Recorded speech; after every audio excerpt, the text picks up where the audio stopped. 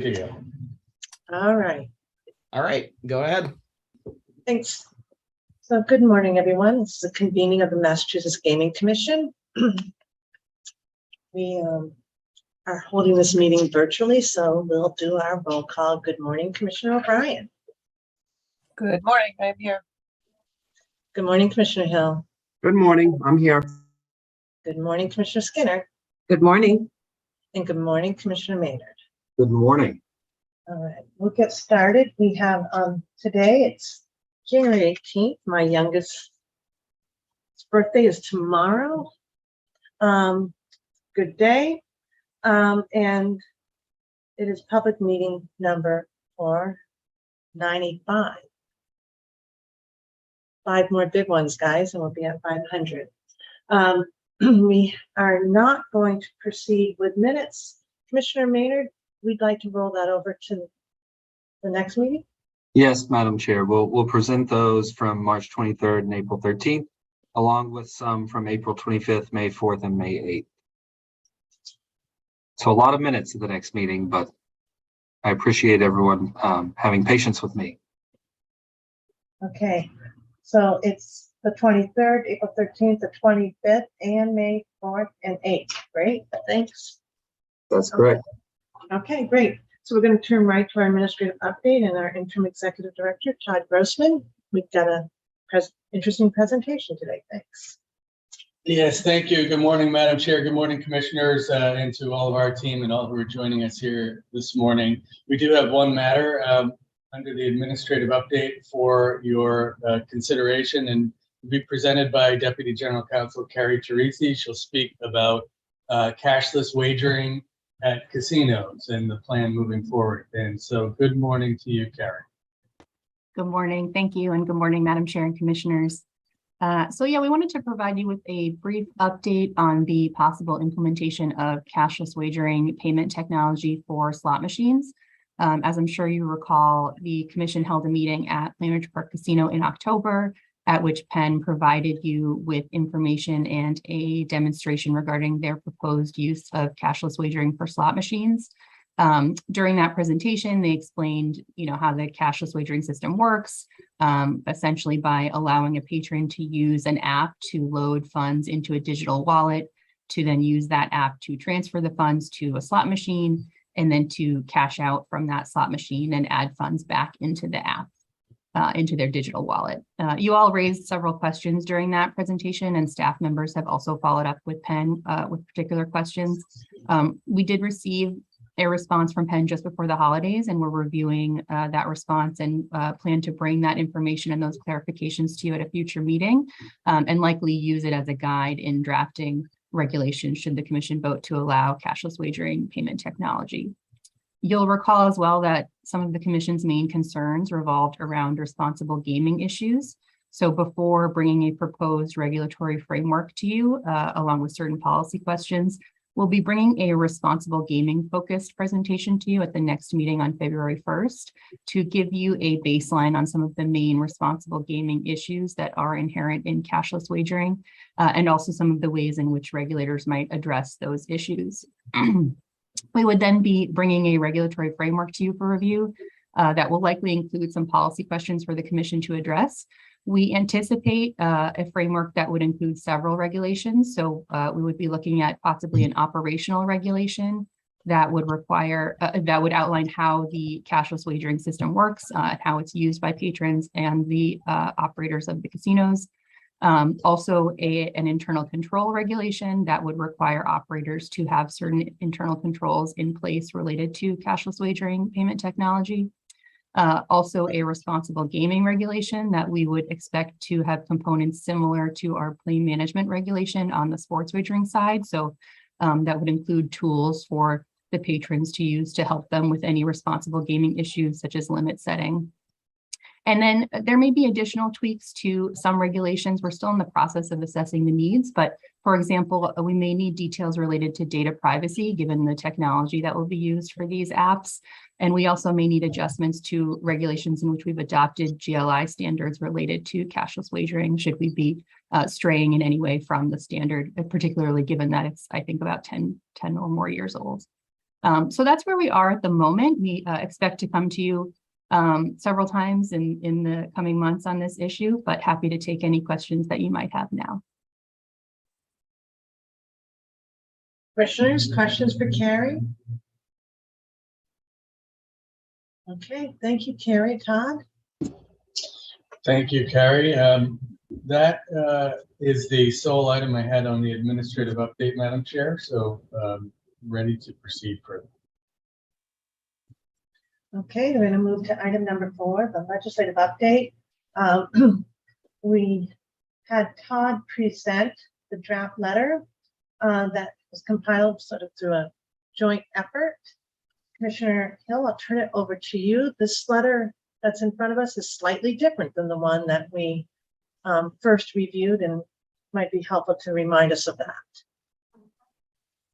Yes, after the last discussion, I had brought up one issue, or as part of the letter in the last discussion, was the 3-year language that is currently in place, where we cannot hire someone who has worked for a casino. There's a 3-year waiting period. And after the discussion, I felt, as did Todd, that there may be not a feeling that we should keep that language in. However, a couple of weeks ago, Madam Chair, when we thought we were going to be bringing it up again, I had suggested to you that I would like to revisit that language, as I had talked to staff, and they had given me examples of where the 3-year language hurt them in being able to hire some people that had very good experience, and for timing purposes, which I would like to bring up with you again today, if that's okay. Todd, I don't know if you want to just quickly go over the letter one more time.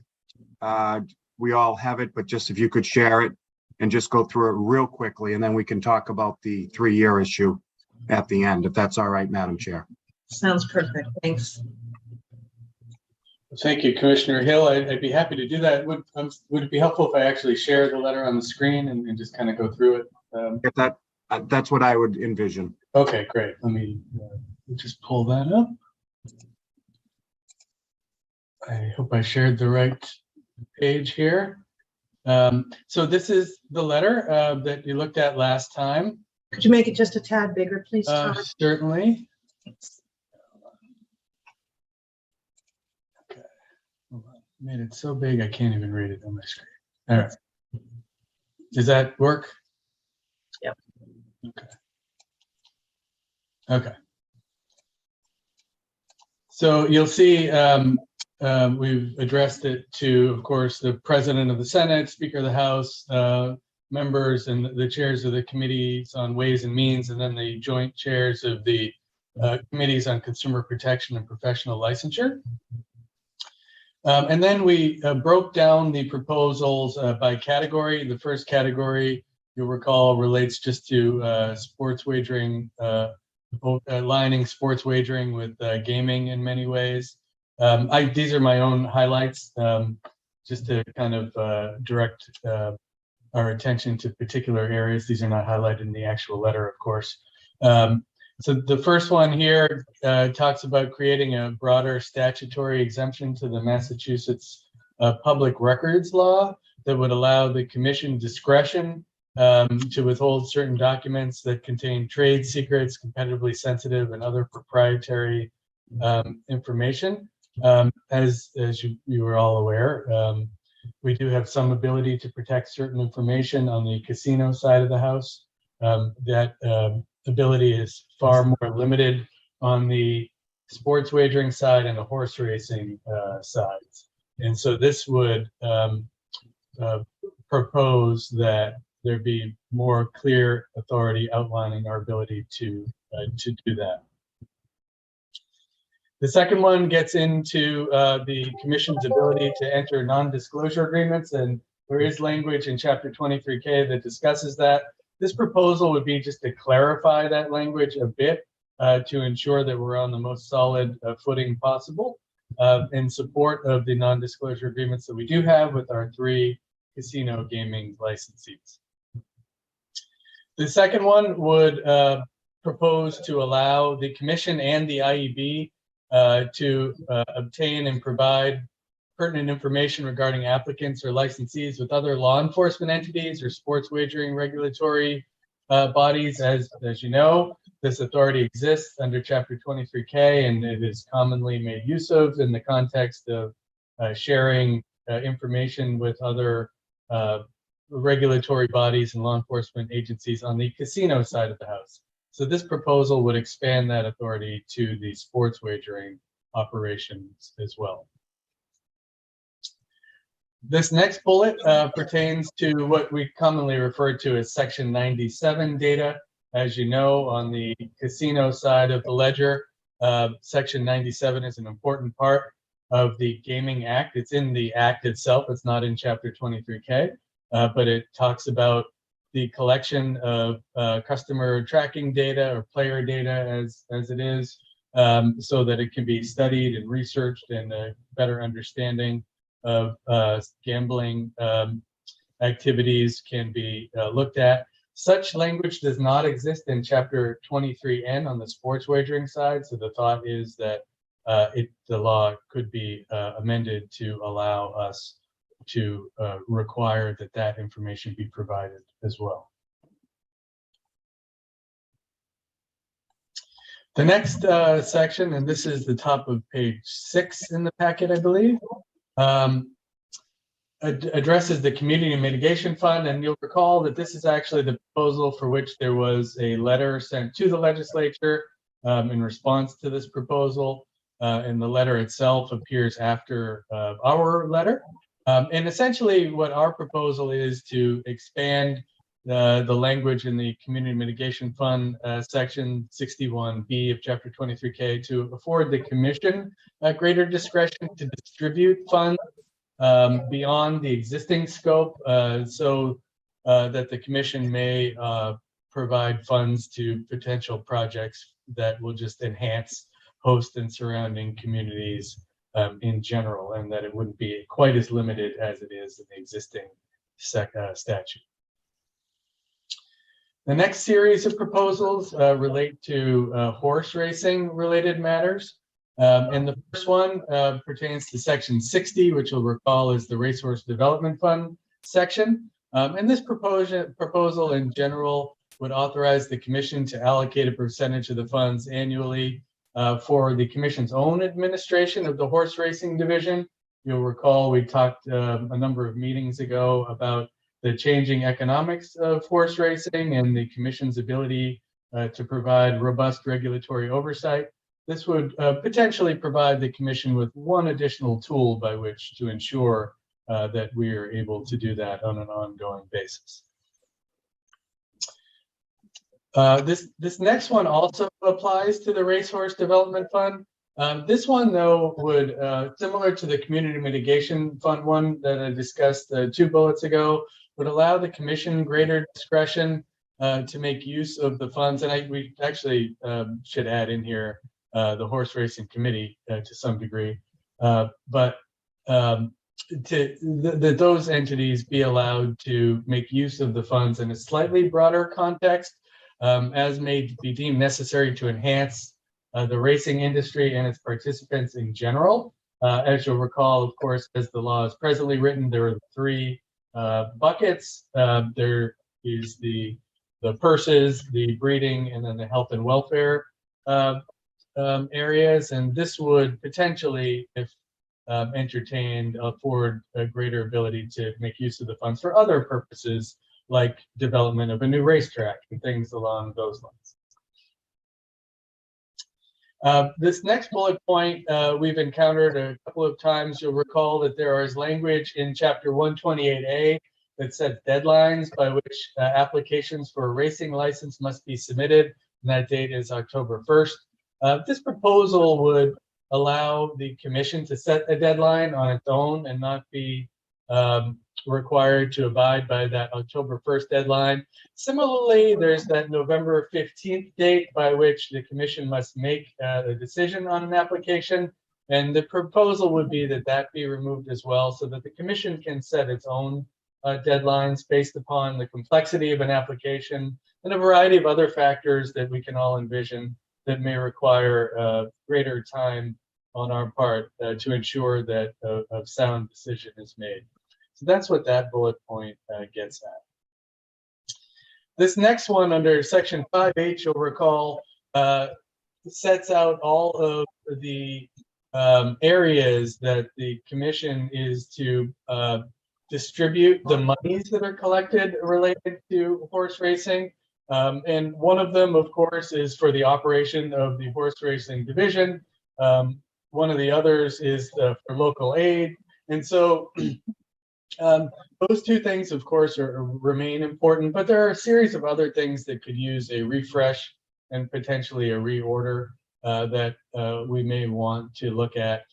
Things that may have become outdated over the years that may require some attention. And then this proposal simply draws attention to that and suggests that we have a look at the list. And then this final one here we've included it under responsible gaming. This gets into the monthly win-loss statement that you will recall is required under section 29 of chapter 23K. There are a few elements of it that could stand to be updated to ensure that they meet with modern understandings of responsible gaming and incorporate modern technology like email and things like that. And so that's what this proposal gets at as well.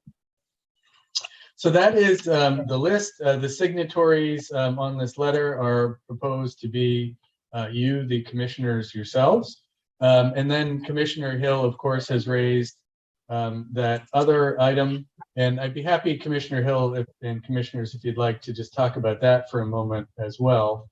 I will stop sharing this letter for a moment, and I can share with you, just give me one moment, the statute that we're talking about. It's only one line. I thought it might be helpful just to take a quick look at it. Yes, please. And let me see if I can.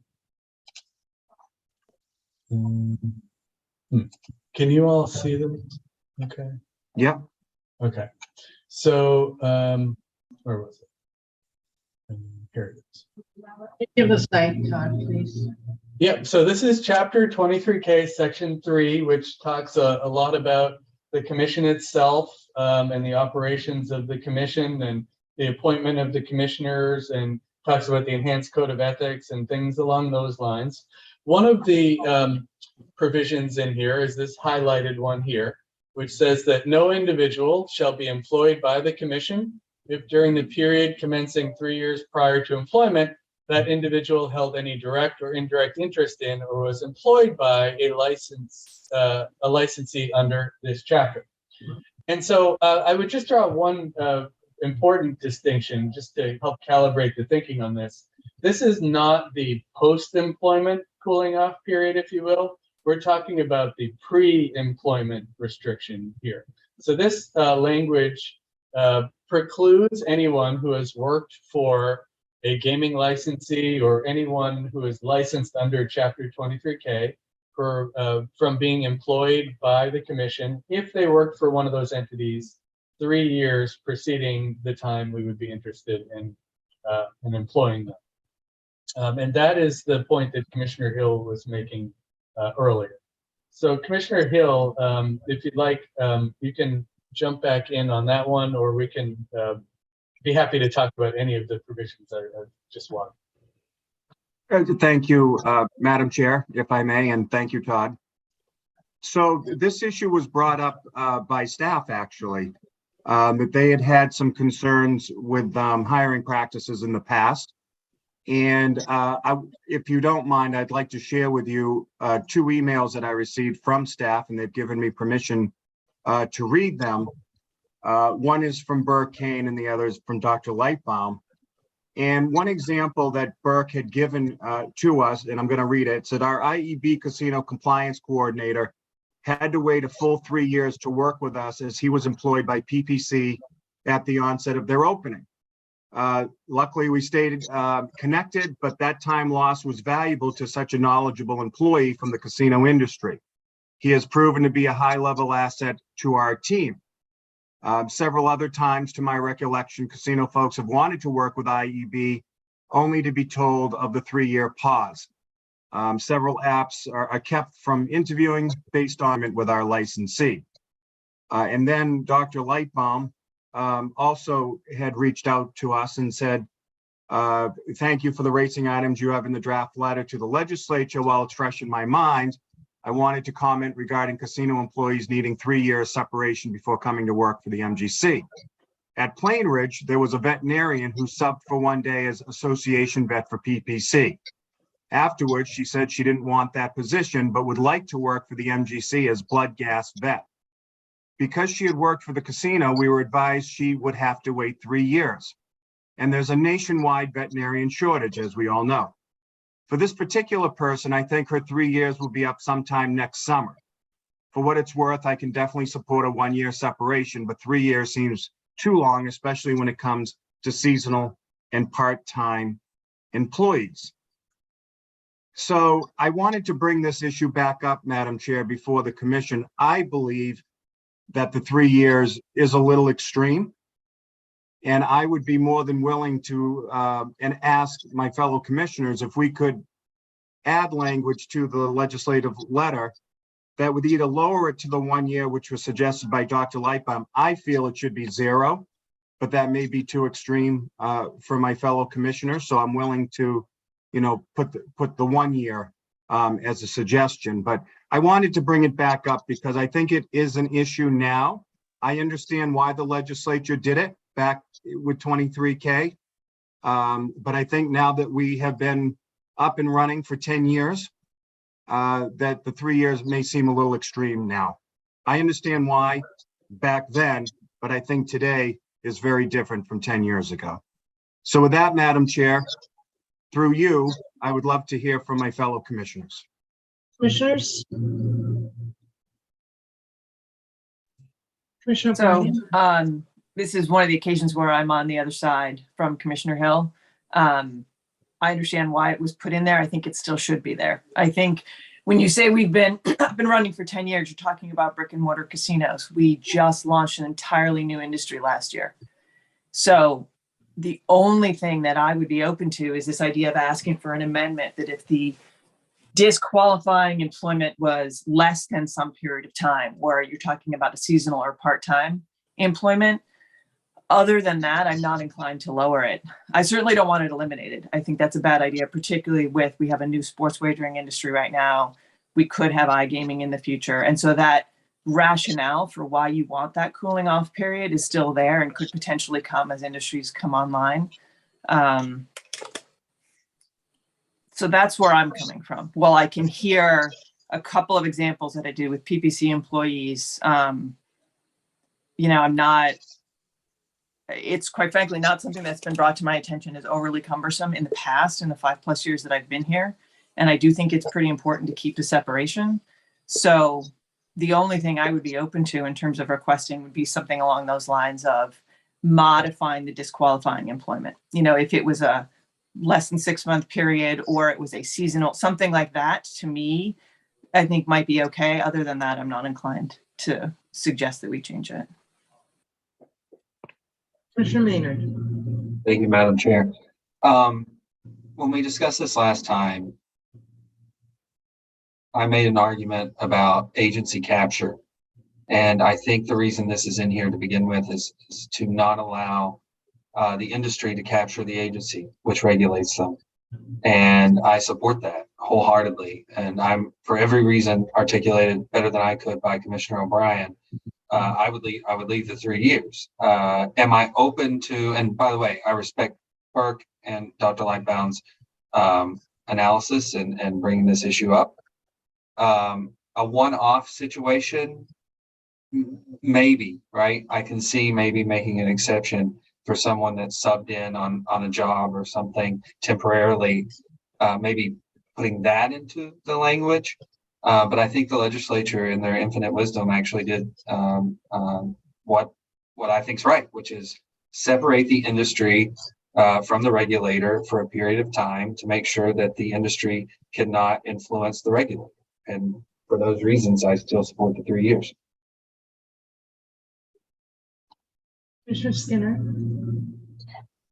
I'd be open to a reduction in that 3-year time frame. I think that the justification, I guess, and I totally understand why the legislature saw fit to include that language in 23K.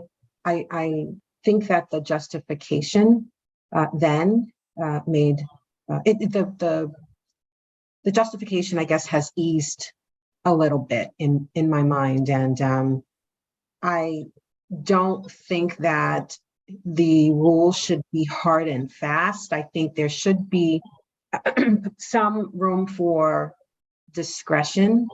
You know, if the time frame was reduced to a year, let's say, or, you know, assuming the legislature buys in, then I think it was you, Madam Chair, who during the last meeting indicated that we can impose a restriction beyond what's set forth by statute, just in terms of our enhanced code of ethics. And so I think that's always an option. And starting with the year, to me, makes sense, as opposed to, you know, boxing ourselves in or continuing to have ourselves be boxed in by this 3-year time frame. I think it's easier to navigate if we reduce the time frame, and then talk about these one-off situations, as Commissioner Maynard mentioned, to really consider individuals who are qualified for the position, but may not pose the risk that was inherent. I think 3 years ago, excuse me, when the legislation was passed. Thank you, Commissioner Skinner. Point of clarification, Todd, for some reason, I feel that this does not extend to sports wagering. I think we had hired somebody who came from an organization and it was within the 3 years. So I looked at that. Is that the thinking? So it doesn't, to Commissioner O'Brien's point, right now, the statute does not limit us on hiring somebody within a certain period of time. Is that right? Yeah, I think that's right. This provision just applies to chapter 23K. Right. I'm not aware that there's any such restriction in chapter No. 23N. So we are allowed Right. to do that, actually. Right. And I do think my point that I did raise, in addition to what Commissioner Skinner said, is I think it's critical right now that if we do hire somebody, putting aside the issue that is on the 3-year for our casino industry, I do think it's really important that the commission and all of our colleagues are informed through a disclosure of sorts when there is an employee coming in from the industry. To Commissioner Maynard's point, Commissioner O'Brien's point, that's also just really good Chapter 268A compliance, where, you know, it just takes care of any optics issue. So I do think it's important for everybody to be informed if someone's coming from the industry. And so, putting aside sports wagering, right now we're looking at the casino industry, and I think Commissioner Hill, you're right. It's 10 years in.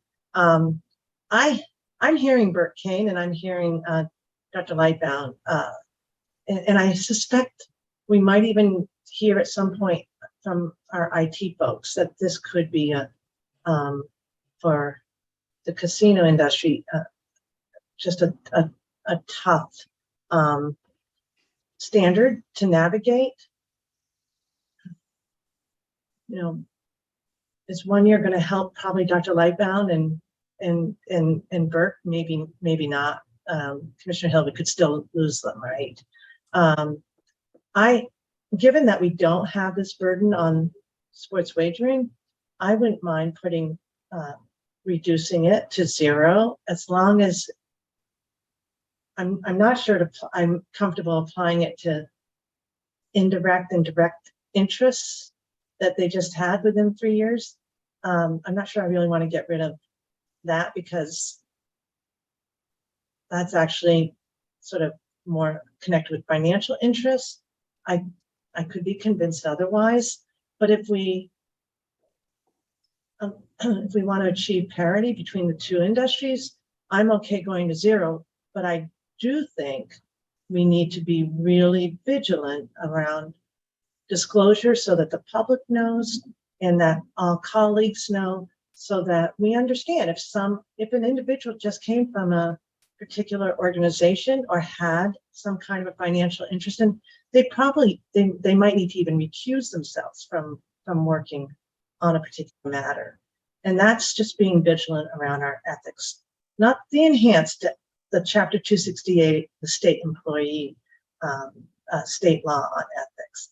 So I understand why the 3 years was imposed, but it wasn't rolled over. So I'd be okay with reducing it and making sure we get people who have significant experience, particularly in the sports wagering. We could actually benefit from that experience as long as it's really, I always like to say, back in my earlier roles, you manage conflicts.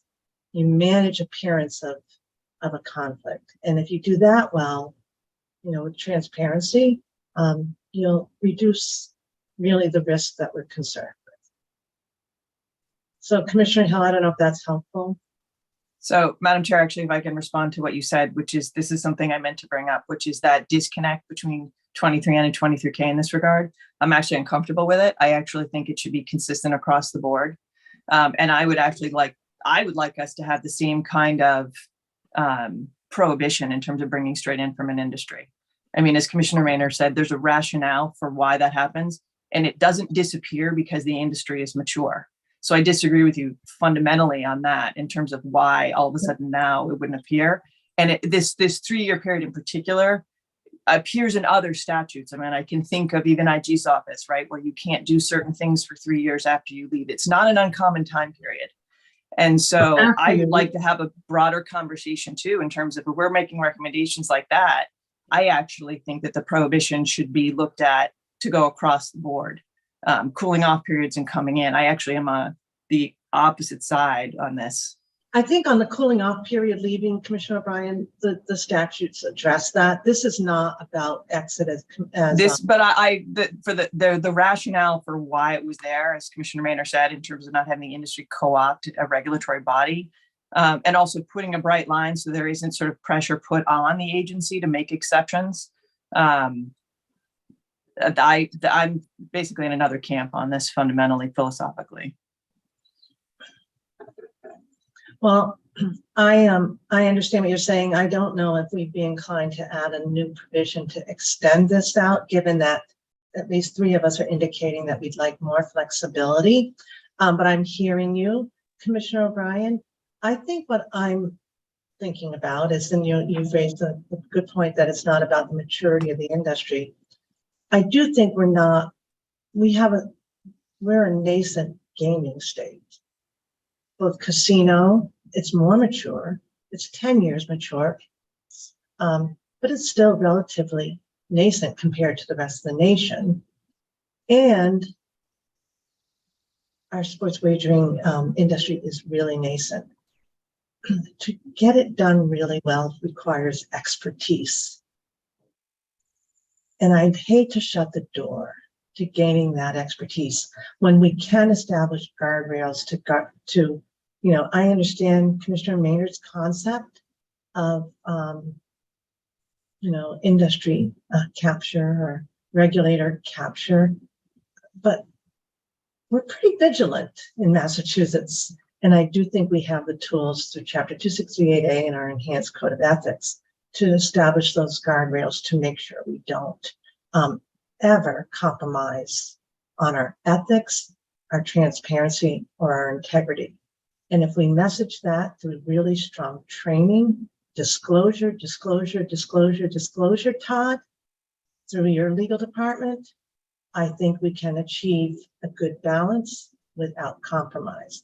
They didn't put it in for sports wagering. In the wisdom of the legislatures, they may have decided we need that expertise. So that's my position.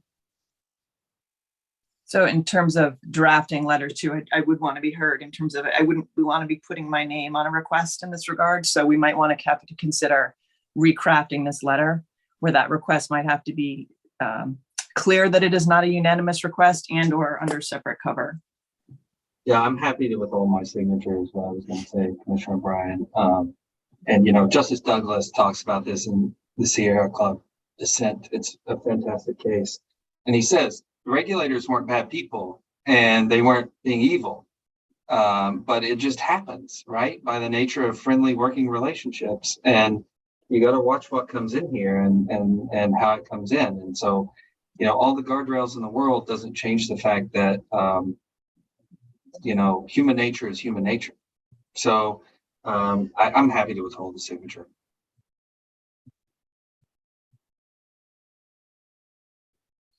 Well, I still believe that we could establish these guardrails, that we are a commission, and our colleagues are able to comply with the law. Sounds like Commissioner Hill, if we want to have 5 signatures, we probably should keep this provision out and have it signed as is, unless we should now go back, Todd, to the other provisions. Commissioners, do you have comments on the other provisions? And this way, we'll note, you know, it's noted publicly here that that the flexibility that our team has asked for, we're going to deny right now, but maybe it's for something in the future, Commissioner Hill. Do you think that makes sense? Rather than having a letter signed by 3 of us? Sure. Okay. Commissioner O'Brien, are you happy with that? Would you be willing to sign off with the rest of the provisions? I don't have an issue Some other with these comments? provisions. No. Commissioner Maynard, would you be willing to sign with the rest of the provisions? I am fine with the other provisions. Commissioner Skinner, do you have any concerns with the rest of the provisions? No, Chair. Okay, and Commissioner Hill, are you all set? All set. Todd, thank you for your good work. Commissioner Hill, thank you for your leadership here. We'll have it signed. And Todd, I do know that we have our ethics trainings, and you will remind all of our employees of the need to make sure to do proper disclosures along the way. Yes, of course. Thank you all. And so we will, in that case, with your consent, fix your signatures and circulate the document. Do we need a motion, Madam Chair, for this? Or are we all set? I think we need a motion. Madam Chair, I move that the commission approve the letter to the legislature regarding amendments to gaming, sports wagering, and horse racing laws as included in the commissioner's packet and discussed here today. Do I have a second? I'll second it. I second it. Okay, Commissioner O'Brien. Aye. Commissioner Hill. Aye. Commissioner Skinner. Aye. And Commissioner Maynard. Aye. And I vote yes, 5-0. All right, thank you. Very thorough job, Todd. Excellent work. And thank you to Tom Mills for all of his help in this effort. And Commissioner Hill, again, thank you for your leadership. And Todd, you did an excellent job drafting. All right, now we're going to go on to item number 5. Back to you, Todd. And we're starting with regulations now. Yes, thank you again. We're going to turn matters over to members of our legal team to walk through these regulations. And the first one up is 205 CMR 152 and Associate General Counsel Ying Wang. I think you're taking this one. Is that right? Yes. Yes. Right. Good morning. Good morning. Good morning, Madam Chair. Good morning, Commissioners. We're asking for a final vote on 205 CMR 152 today. This regulation amendment was previously approved to move through the regular promulgation process on November 16th, 2023. A public hearing was held on January 9th, 2024, and overseen by Chair Judd Stein. The Commission has not received any comments on this regulation. We do not recommend any revisions to the regulation beyond its initial proposed amendments. This matter is before you for a final review. We're seeking a vote to finalize the promulgation process and file the regulation with the Secretary of the Commonwealth. I also have with me Caitlin Monahan, Interim Director of the IEB and Deputy General Counsel, as well as Mark Vanderlinden, Director of Research and Responsible Gaming, if you have any questions. Ying, I want to thank you for your good work on this. And Mark, I know you've been working with Ying. I know that there's efforts to work with the district court. Commissioner Skinner, thank you for your contacts that you've established there. And I know we have finalized things today, but I just want to make sure that your good work has been acknowledged. Thank you. Commissioners, do you have any questions for Ying? That's a good sign. All right, do I have a motion? Madam Chair, I move that the commission approve the amended small business impact statement and the draft of 205 CMR 152 as included in the commissioner's packet and discussed here today. And further, that staff be authorized to take the steps necessary to file the required documentation with the Secretary of the Commonwealth to finalize the regulation promulgation process. Second. Okay, any questions or edits? Again, thank you, Ying. Commissioner O'Brien, Aye. Commissioner Hill, Aye. Commissioner Skinner, Aye. Commissioner Maynard. Aye. I vote yes, 5-0. Now we're moving on to 205 CMR 16, a new one for us. Good morning, Paul. Can I see Justin? So Todd? Good morning again, and yeah, so we're going to turn this one over to our Deputy General Counsel, Justin Stembeck, who has worked on this one. Good morning to you, Justin. Good morning, Todd. Good morning, Madam Chair. Good morning, Commissioners. This is a regulations appearing for the first time for you today to begin the promulgation process. 205 CMR 16. It was worked on by Paul Commoners at Anderson and Krieger. Just briefly put, and Paul is available to answer additional questions, but this is a regulation with respect to setting in place an approval process to approve the moving of any approved simulcast licensee to another location, as was recently permitted via legislative amendment to General Laws 128C, Section 2. Internally, I did have discussions with licensing, IEB, and finance to discuss this draft regulation and incorporate any comments or concerns that they had. This would be simply just starting the promulgation process. It's not being done via emergency, so there'll be plenty of time to receive public comments and incorporate that within future discussions at the commission's behest. So if you have any questions, Paul is here with me to help answer. Otherwise, we would be asking for a vote to just start the initial promulgation process. Commissioners, would you like to have Justin and Paul walk us through this new regulation? It's a lot, so I would find that Yes, helpful. please. Thanks, Commissioner Hill. Okay, Sure. I think I saw Commissioner Skinner shaking her head as well, nodding her head. I'll defer to Paul, as he was the author of the accompanying memorandum, if you want to just walk them through. Paul. Thank you. Thanks, Justin. Thank you for your work on this. Okay. Good morning, Commissioners. The regulation picks up on page 24 of your packet. As mentioned in the accompanying memorandum, I'll say while you're getting to page 24, much of this language will be familiar to you. It's adapted heavily from 205 CMR 218 and other sports wagering regs, and also from the recent 205 CMR 15 pertaining to new racing meeting license applications. With some adjustments to compensate for the fact that this is a new context, an already licensed entity seeking approval to conduct simulcasting at a new facility. So beginning on page 24, we have 1601, authority and definitions. As usual, this is a housekeeping section that defines applicant for this regulation, as opposed to the many other regulations in which we have many other kinds of applicants. 1602, application requirements. These requirements are drawn mostly from the list of information that a new racetrack would be required to provide pursuant to 205 CMR 15. These are the basic vital statistics. What is your facility going to look like? When is your facility going to open? What conversations have you had with the municipalities where you plan to place this facility? Moving on to page 26. There's an administrative sufficiency review process that looks much like administrative sufficiency review for both sports wagering and racing meeting licenses. Review procedures is identical to the sports wagering provision and the racing meeting license provision. This authorizes the commission to refer the application to anyone you need to and to seek input or expert advice from anyone you need to.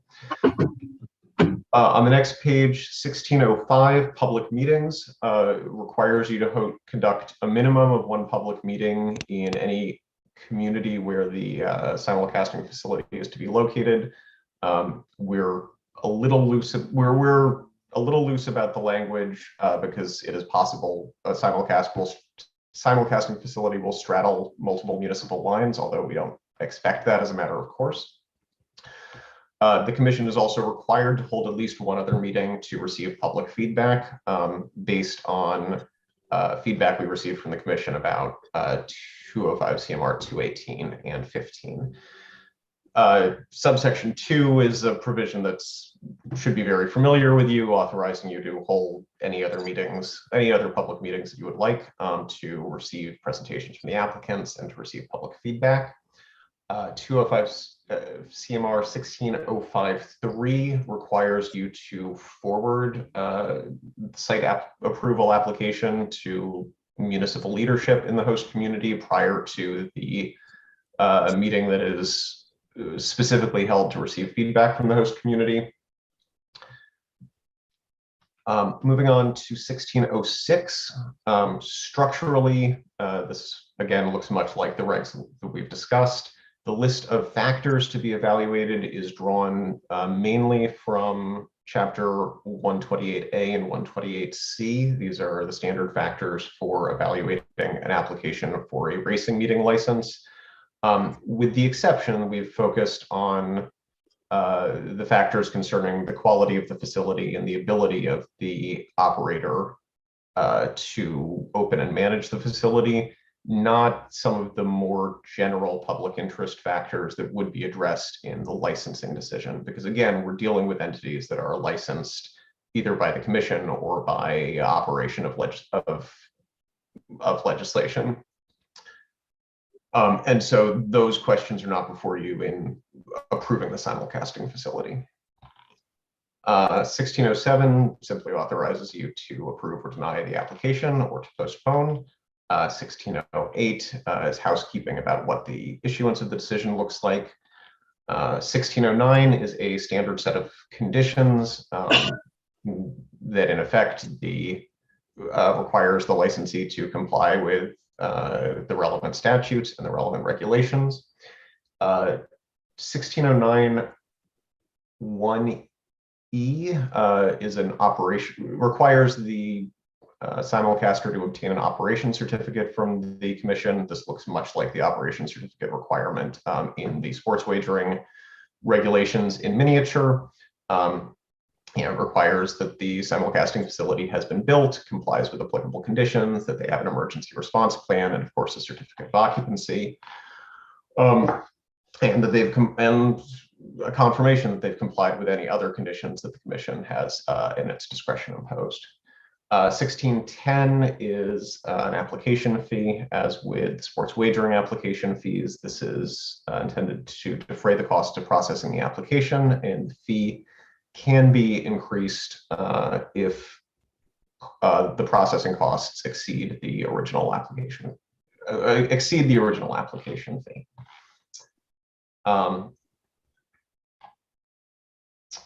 And 1611 on page 31 of your packet, very briefly, is meant to ensure that to the extent that the facility is approved under another commission approval process, such as the sportsbook construction regulation 205 CMR 222, the commission the applicant can reasonably rely on the commission's prior approval. So with that walkthrough, I'm happy to answer any questions that the commissioners have. Commissioners, questions? Commissioner Maynard, do you have any questions about this? It's an important regulation that we haven't had. Just wondering. Well, I mean, if you're asking me specific, I was just wondering, we did, I believe, get a comment via email. I would like that to be addressed. Yes, Commissioner Maynard. So I saw that come in late yesterday. So we're happy to consider any and all comments from and incorporate them. As I noted at the outset, this is the initial promulgation. So this will be out for open public comment for quite a while to incorporate commentary from anyone in the industry, and we welcome that comment. So if there are specific questions or nuances that the industry wants to point out, or we welcome those, and they will be the subject of additional fulsome discussion when we bring those back in front of the commission. And I expect that there will be parts of this that we will revise. So I did see that email, so happy to speak with the individual who sent the email and hear whatever other additional commentary they have. I don't believe he had had an opportunity to review this regulation though. And I think it's fair to give our legal team time to digest that inquiry, but certainly the messages to that inquirer, as well as all members of the public, this is the opportunity now to really review the regulation. And Justin, thank you for reaching out to explain it to that inquirer. That would be really helpful. Answer questions. Todd? I was just going to add, I think it's important to recognize that this is being done in response to a change in the law. And that's what we are commemorating. And I wasn't sure if the commenter quite was aware of that. So we can make sure that he is up to speed on all of that. And do you want to just, I think I know the answer, but do you want to explain exactly what that change in the law was? Sure, I can show it to you if that would be helpful. Absolutely. I was just checking. It's an amendment to Chapter 128C, which you'll recall is the simulcasting statute. It works in conjunction with Chapter 128A, of course, which covers most of horse racing. And there were amendments to 128C Section 2 specifically, which talks about where simulcasting can be conducted. And I'll show it to you here. It doesn't appear yet in the official version, but this is the special act that was enacted. And so this is, it's Chapter 26 of the Acts of 2023, and it's covered here in sections 3 through 6. And I'm sorry I don't have a red line prepared to show you exactly what this looks like, but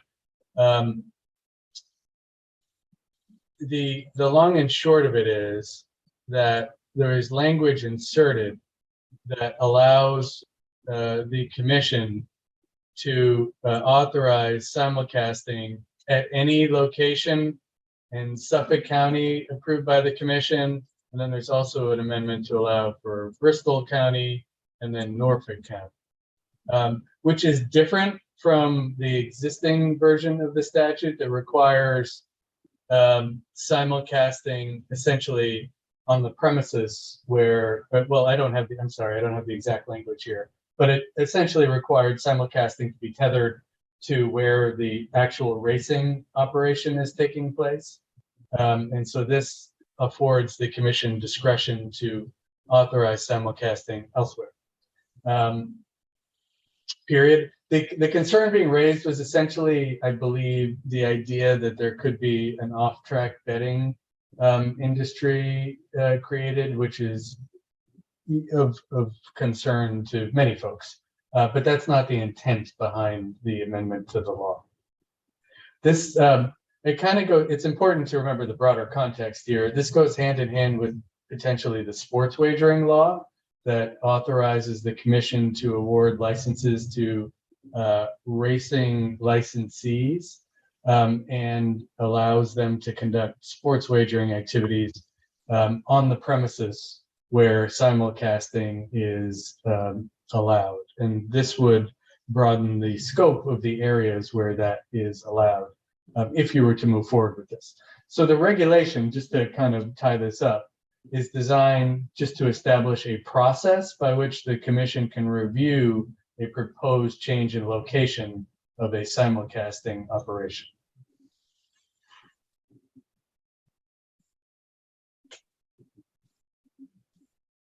Questions?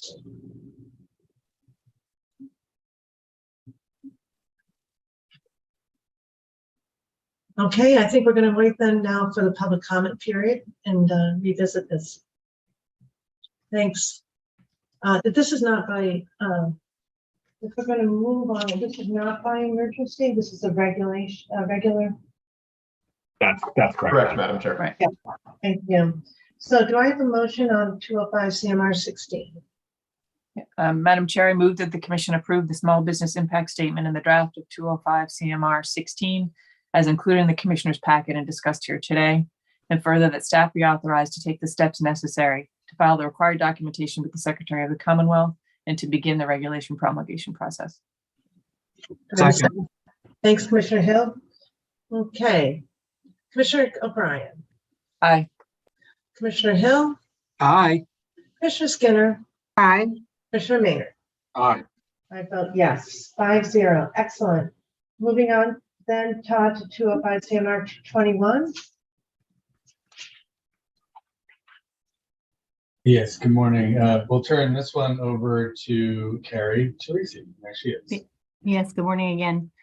So this is just a small tweak to 205 CMR 221, the regulation related to sports wagering license fees. It's essentially a clarification.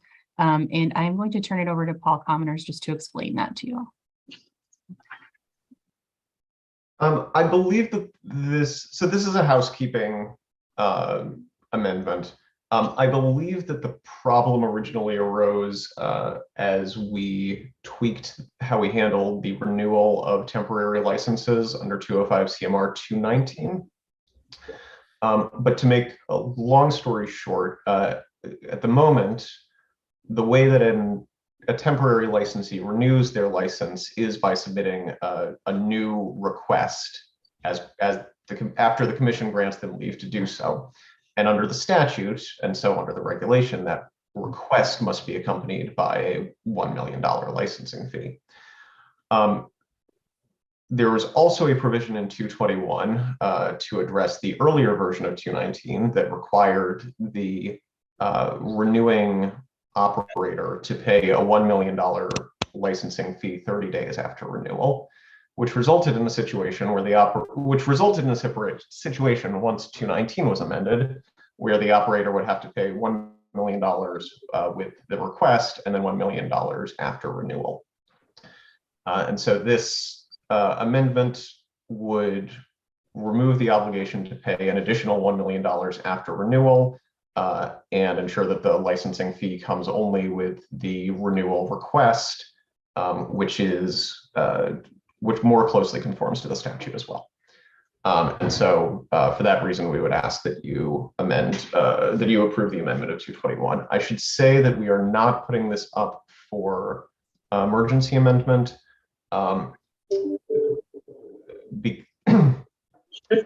So as not to throw off the process and the conversations that have been happening with the operators about this round of renewals. Carrie, I don't know if you want to give a little more context on that front. Sure, absolutely. So essentially, as Paul kind of indicated, we don't want the operators to feel that they have to pay $2 million essentially. So what we're suggesting is promulgating the regulation so that, waiving the $1 million fee that's due with the request so that they can essentially pay within 30 days, which is what the conversations have been. And then once, for the next round of temporary renewals, or if there should be temporary renewals in the future, we would operate under the 22101 that it would be due with the request for renewal. The timeline for public comment will get us through this round of renewals. And then this will be in effect in the proper form, in the way that it should be working for any future rounds of renewals. So to clarify then, Kara, are we looking to have the commission provide a waiver as opposed a waiver and move forward on the reg? Would it be helpful to have both? I think it would, just so that we have clarity, because again, given the confusion where some operators thought that they may need to do so, we just want to make clear that they do not need to pay the $1 million twice. Of course, if they really want to. Sure, that would, that would be an interesting decision. That would be an interesting decision. So Paul, what do you think? Should we have, if the commission were to move on this, to maybe have it be dual, a waiver for any licensee seeking to renew their temporary licensure, that we waive this and then also move on the. I do think both. I do think moving this forward on a non-emergency timeline should be accompanied by a waiver. I'm not sure whether Carrie was planning to bring the waiver up at another meeting. I'm wondering, we didn't specifically include a waiver on today's agenda. So I'm wondering, Paul and Kara, if we were to bring that on the first, that wouldn't that impact the timing, the waiver?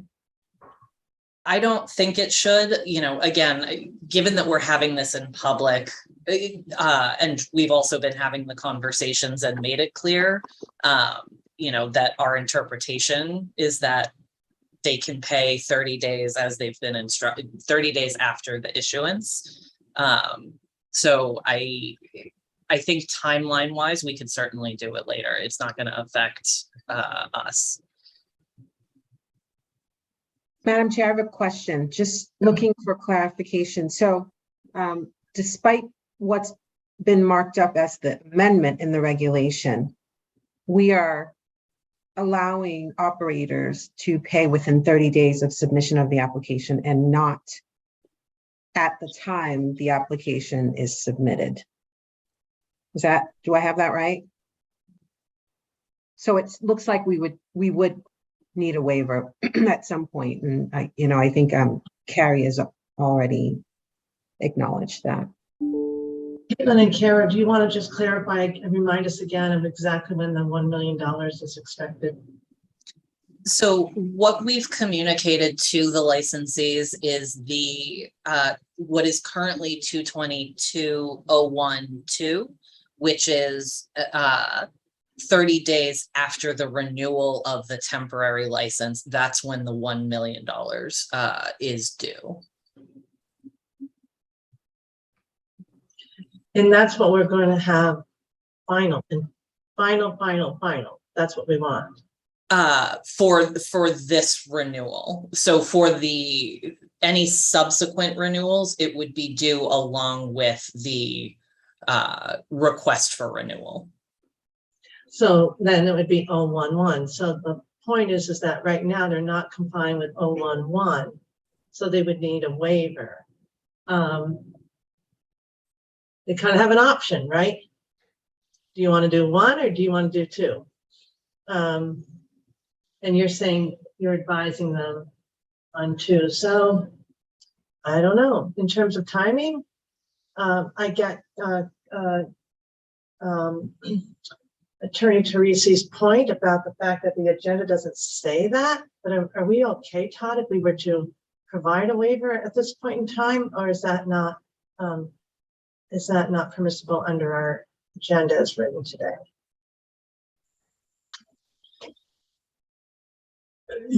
Ideally, something like that would be on the agenda. Does February 1st not work, like Carrie suggested?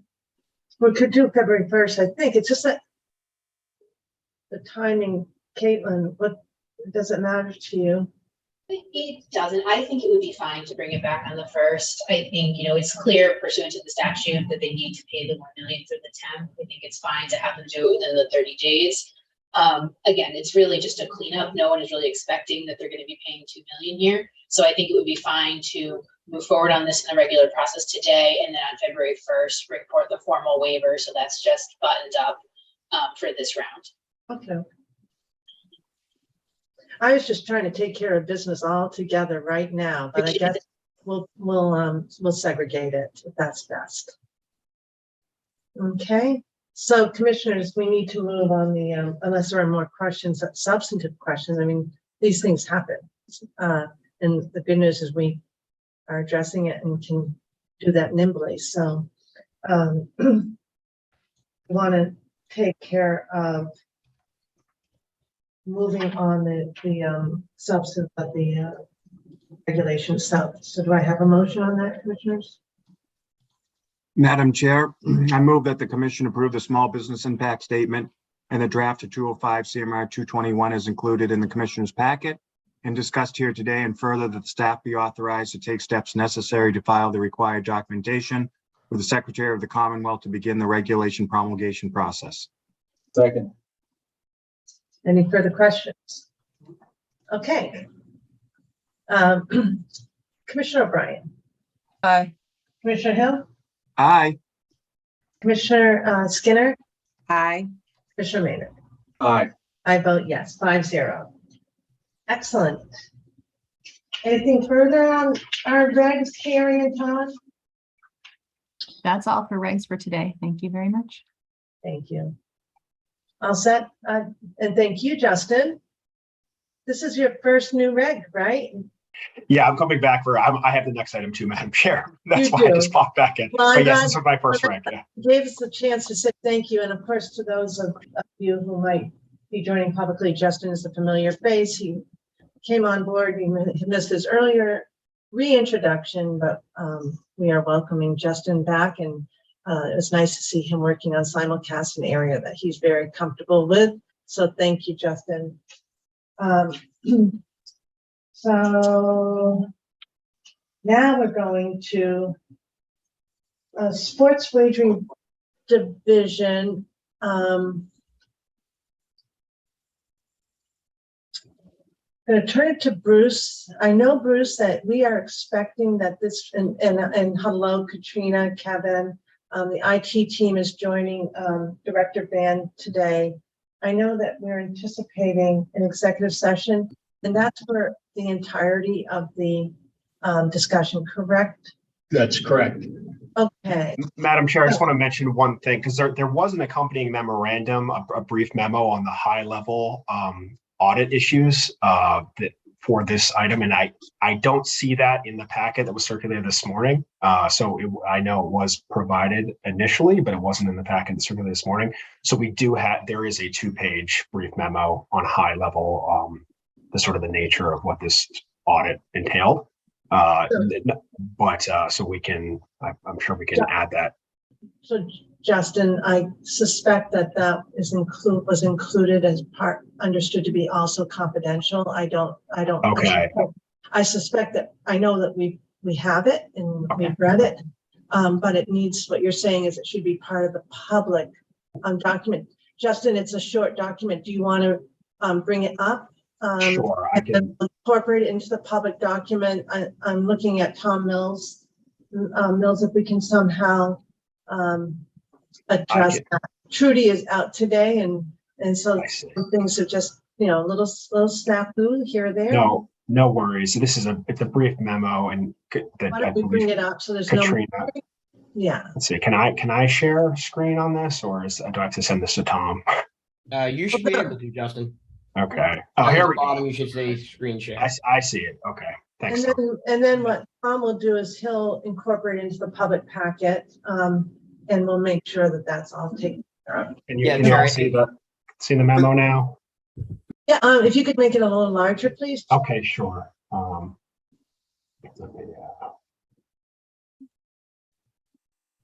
Is that better? Excellent. Okay. So yeah, I'm really just introducing this on behalf of Katrina and her team as the CIO, but this is the independent technical security control audit with respect to our sports wagering operators that was required under the regulations with respect to looking at their technical operation after they got up and running. And I understand Katrina and her team were in communications with these folks the entire time. So this memorandum really just goes through a high level overview of what was being contemplated by the regulation, and then the actual details of the findings and everything else will be reviewed by Katrina and her team with the commissioners during executive session. But this is that 2-page memorandum, which really is recounting the obligations with respect to the regulations. And then Katrina and her team are on and can answer any questions at a high level now. And then with respect to the details and the findings, that would be something we would discuss in executive session. Katrina, do you want to walk us through anything in detail? Yes. Good morning, Madam Chair, Commissioners, and thank you, Deputy General Counsel Stempak. First, I'd like to recognize the significant efforts undertaken by the ITS team, specifically Kevin Gavreau, our Information and Network Security Manager, Nathan Saylor, our Gaming Systems Analyst, and Christian Taveras, our Gaming Technical Compliance Manager. I'm actually going to pass this over to Christian to do the general overview of the memo before we get into further details. Thank you. Thank you. Good morning, Commissioners and Madam Chair. In your packet is a memo outlining the requirements of the independent technical security audit in relation to the 90-day security audit required of all sports wagering operators that went live in 2023. I will briefly summarize the requirements of 205 CMR 243.01 subsection X and subsections 1, 3, 4, and 5. So starting out with number 1, subsection 1. The scope of the I'm sorry, Justin. I don't need the screen share anymore. Okay. Yeah. But thank you. Yeah.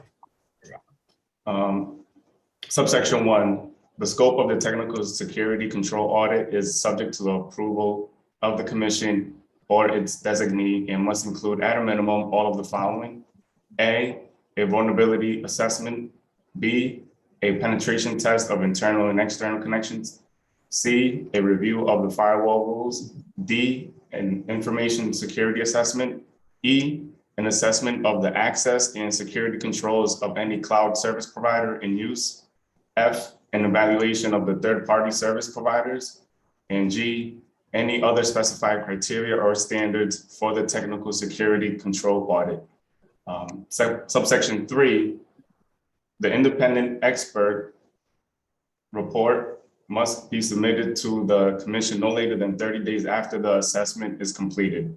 At a minimum, it must include the following: A scope of review, B, company name, contact information, and qualifications of the auditor, C, report date, D, findings, E, recommendations if applicable, F, the operator's response to the findings and corrective actions.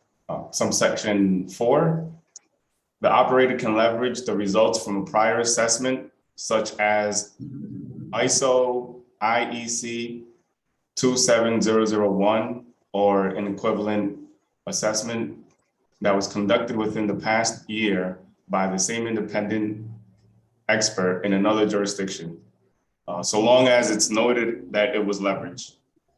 Any critical components unique to the Commonwealth will require a fresh assessment.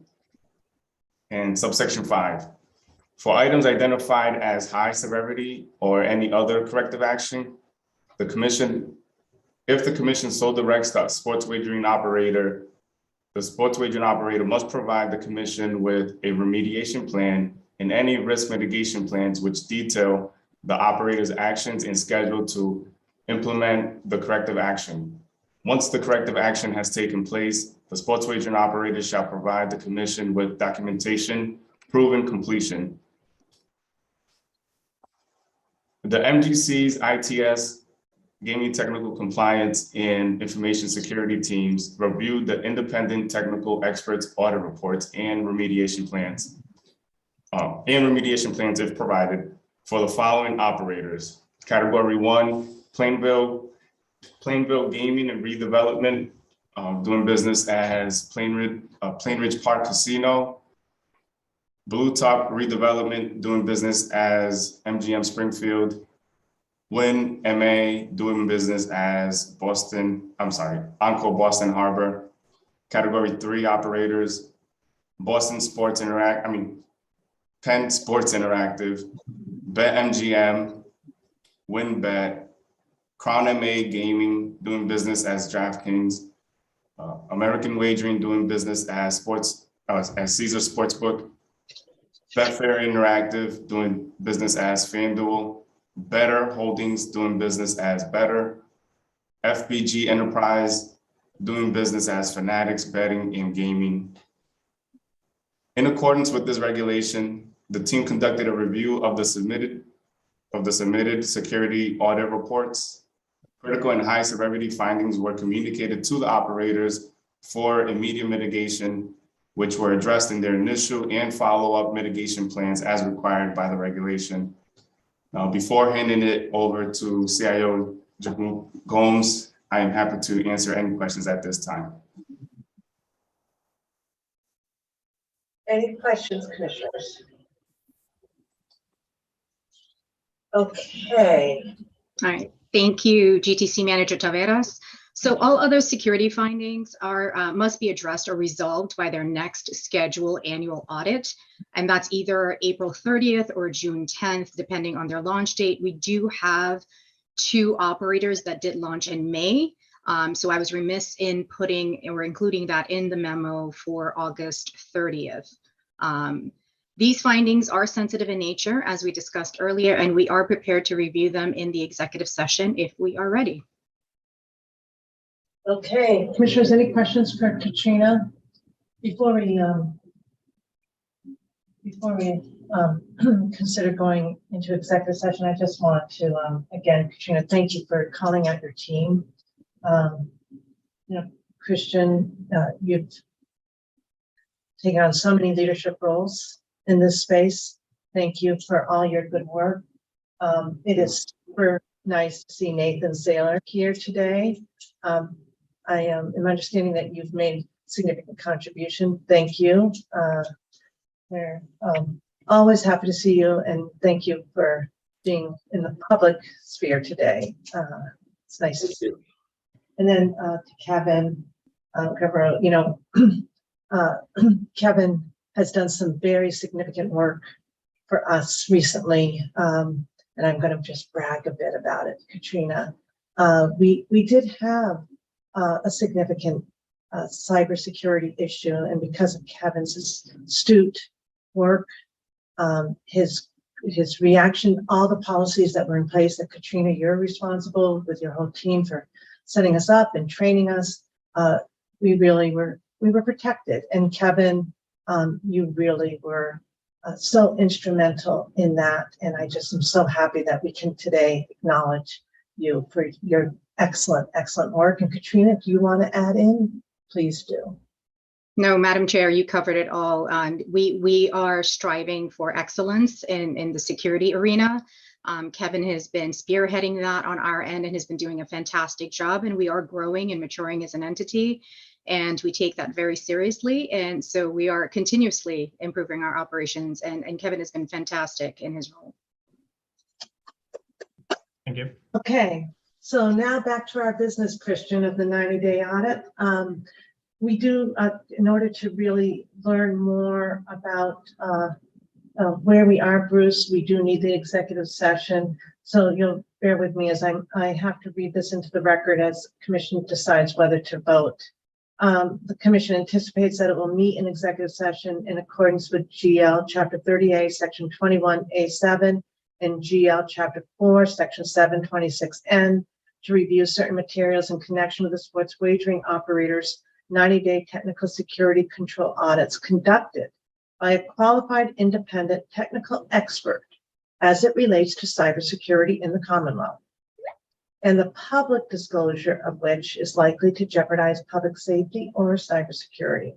The public session, the commission meeting will reconvene at the conclusion of the executive session, and I'm sure that our communications division will put up a screen so that the public is aware of our work. But at this point, commission, we would need a vote. A motion, I'm sorry. Madam Chair, I move that we go into executive session on the matters and for the reasons just recited by the chair. Okay. Second. Thanks, Commissioner Skinner. Thank you, Commissioner O'Brien. Any questions on this?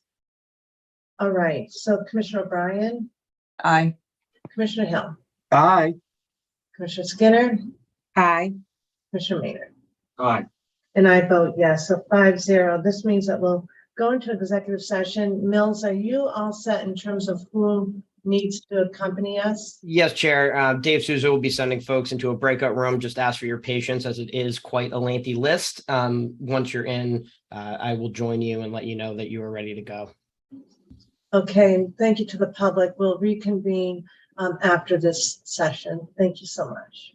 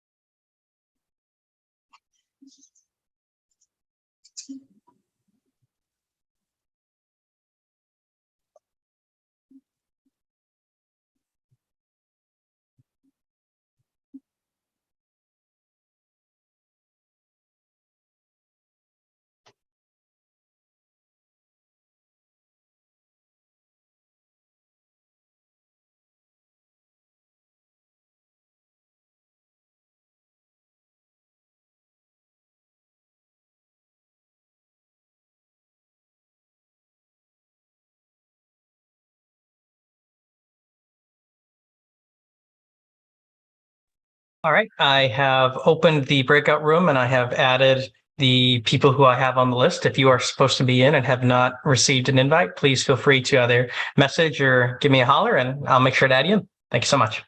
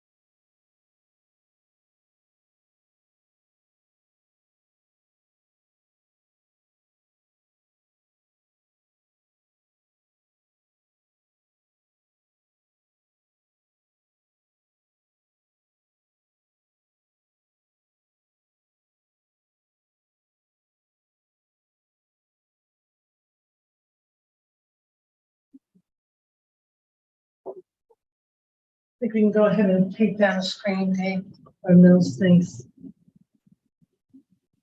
All set. Thank you, Dave. Okay. Okay.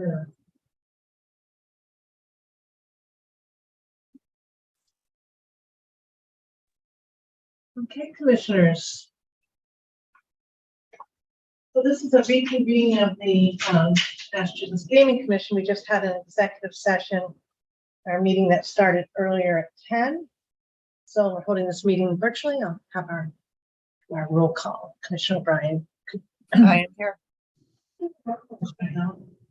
I'm here. Commissioner Skinner.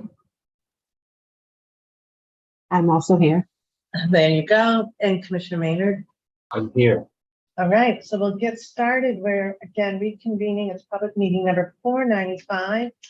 Thank you for that session. And now we're turning to item number 7, and we've got 2 matters from our interim IEB director, Caitlin Monahan.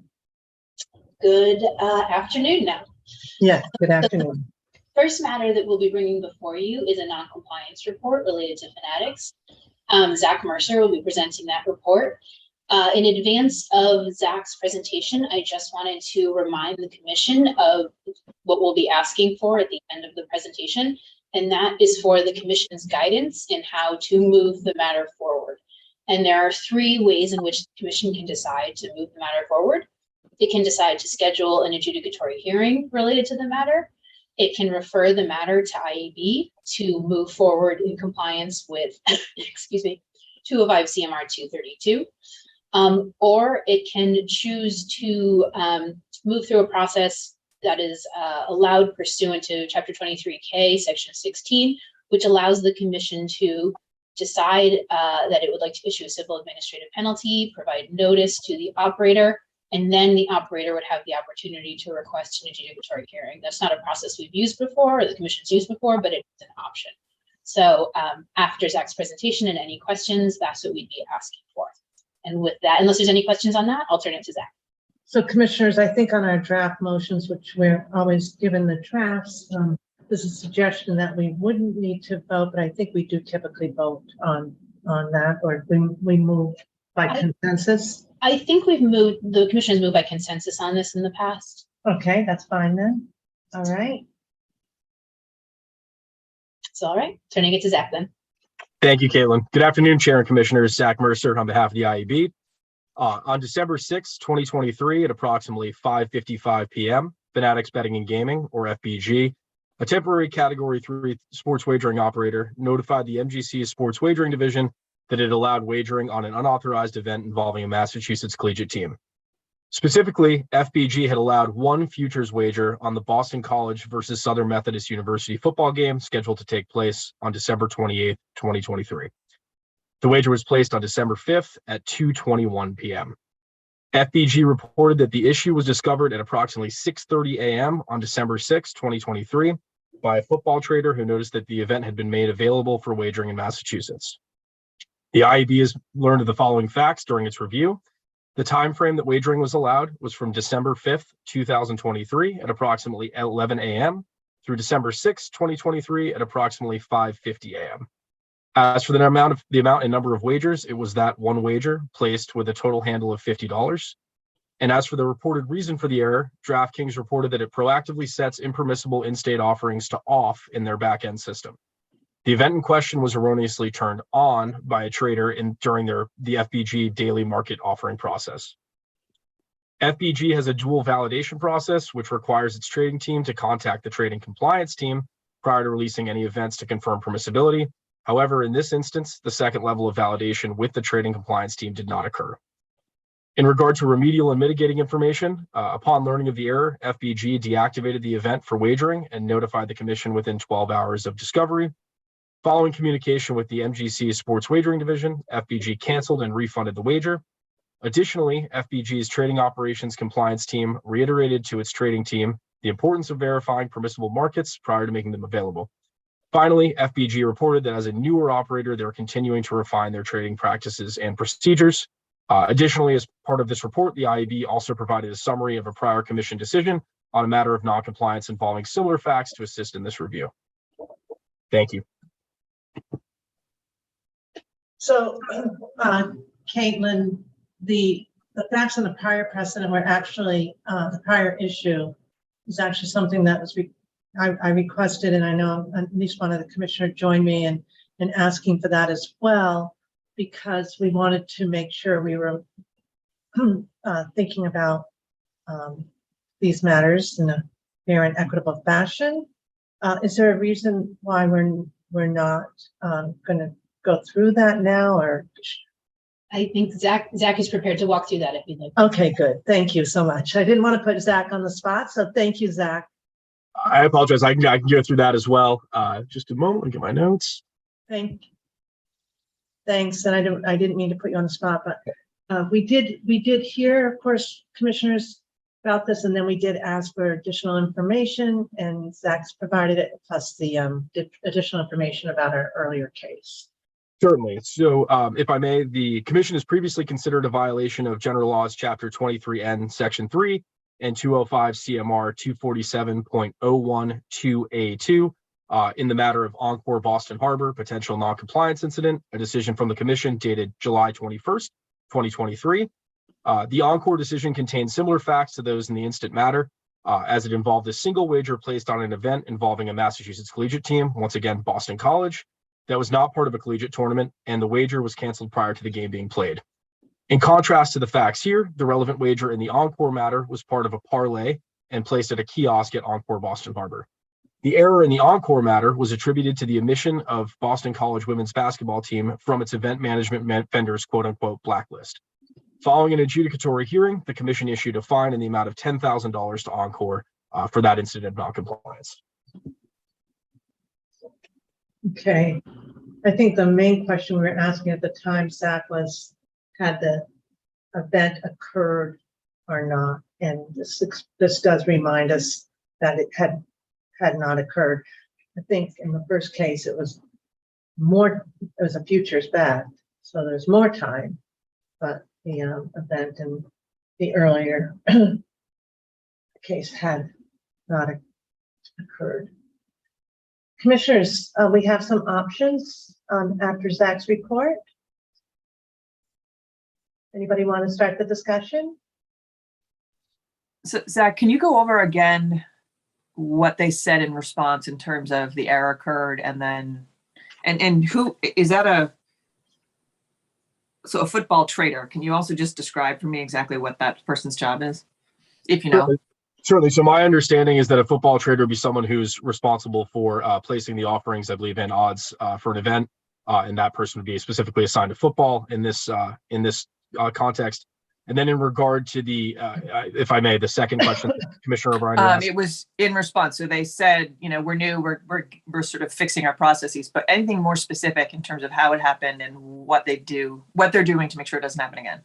So essentially, my understanding from speaking with Fanatics, which I had an opportunity to do on a couple of occasions, is that this is an incident of basically a single person in their system making an error, and that basically, due to that being human error, the focus was made on reiterating the importance of checking these things prior to making them available. That's how it was relayed to me. So they've identified the individual who made the error?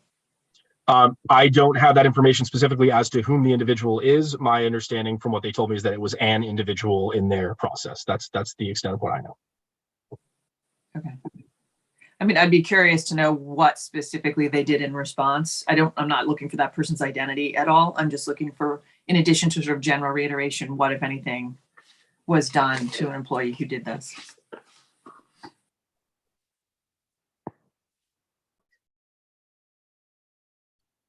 Commissioners, questions for Zach before we go into our next steps or options for next steps?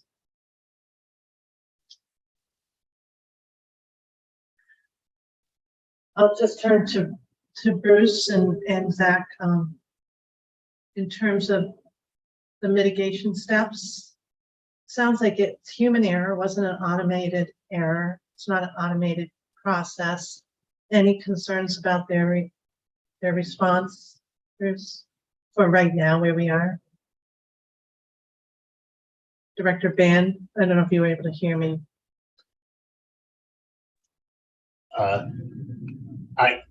I think with this one, with the human error,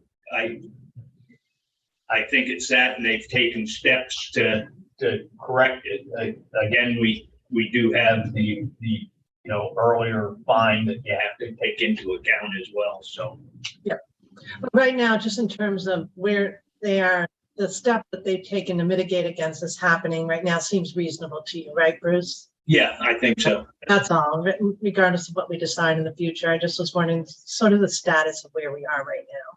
Yes. Yeah, okay. Any other questions, commissioners?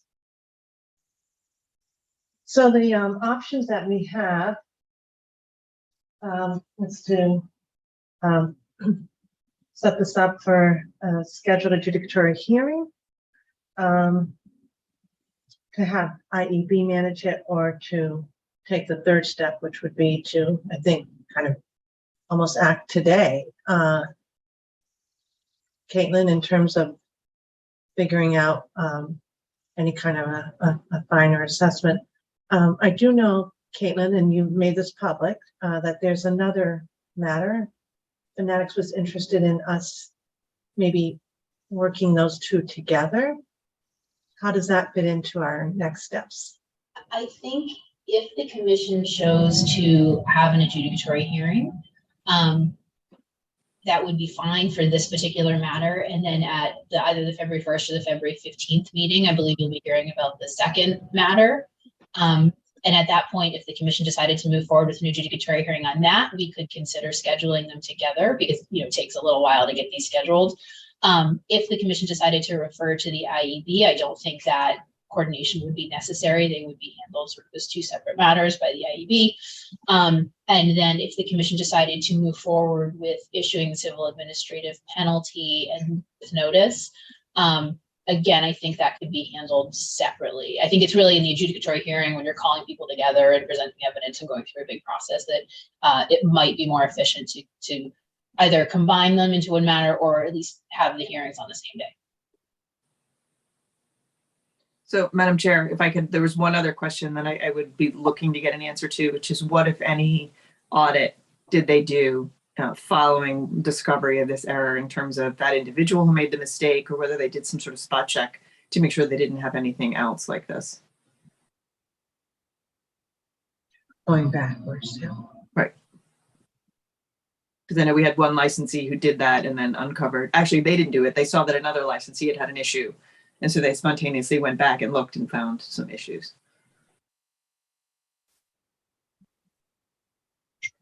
Which I guess that would speak to me sending this back to IEB. That's sort of where I would be going to sort of follow up on some of these things, and maybe join the two depending on what we hear on the first. And I might suggest there's two different ways the commission could do that, Commissioner O'Brien. If the commission chose to move this into an adjudicatory hearing, the IEB would take that into consideration for the report for the adjudicatory hearing. That would be fine. Additionally, if it was referred to the IEB would certainly look into those facts in evaluating the case, deciding next steps. Right. And I appreciate Caitlin explaining that, because I'd recommend that this go to the adjudicatory hearing, as long as we could get Commissioner O'Brien's questions addressed. I don't think if the answers of those particular questions would alter my feeling that it should be in an adjudicatory hearing. No. Commissioner Hill? I'm all for moving this forward in an adjudicatory hearing. Okay. Commissioner Skinner, Commissioner Maynard. Same. I'm okay with going the adjudicatory hearing route. Okay, Commissioner Maynard. Yeah, I am too. I'm interested in the potential combining it with this second issue that may come. I'm okay with that. And that would work for you, right, Caitlin? Yeah, that would be fine. And I think the combining can be considered when the second matter is discussed. Zach and Caitlin, are you, and Kathleen, hi Kathleen, are you all set with Commissioner O'Brien's questions? Do you need any clarity? Anybody else have anything that's specific that you'd like for IEB to look at? I think so. Just to follow up on one of Commissioner O'Brien's questions, since you're already going back, I'm kind of interested in how much of this is automated versus how much is human error. This has come up so many times, and what we learned last time and what we're learning now is that there are different systems in place, some belonging electronically, some belonging to a human, and kind of seeing where they are with that. And are there any plans to automate these functions? Because this has been the toggle switch on and off on the college sports has bothered me from day one, right? From our first conversations on this. So seeing how we can mitigate those going forward for them is something of interest to me. It seems like a lot of the systems are manually done. It kind of surprises me. That seems a little archaic, but it seems like that's kind of prevalent in a lot of the systems out there.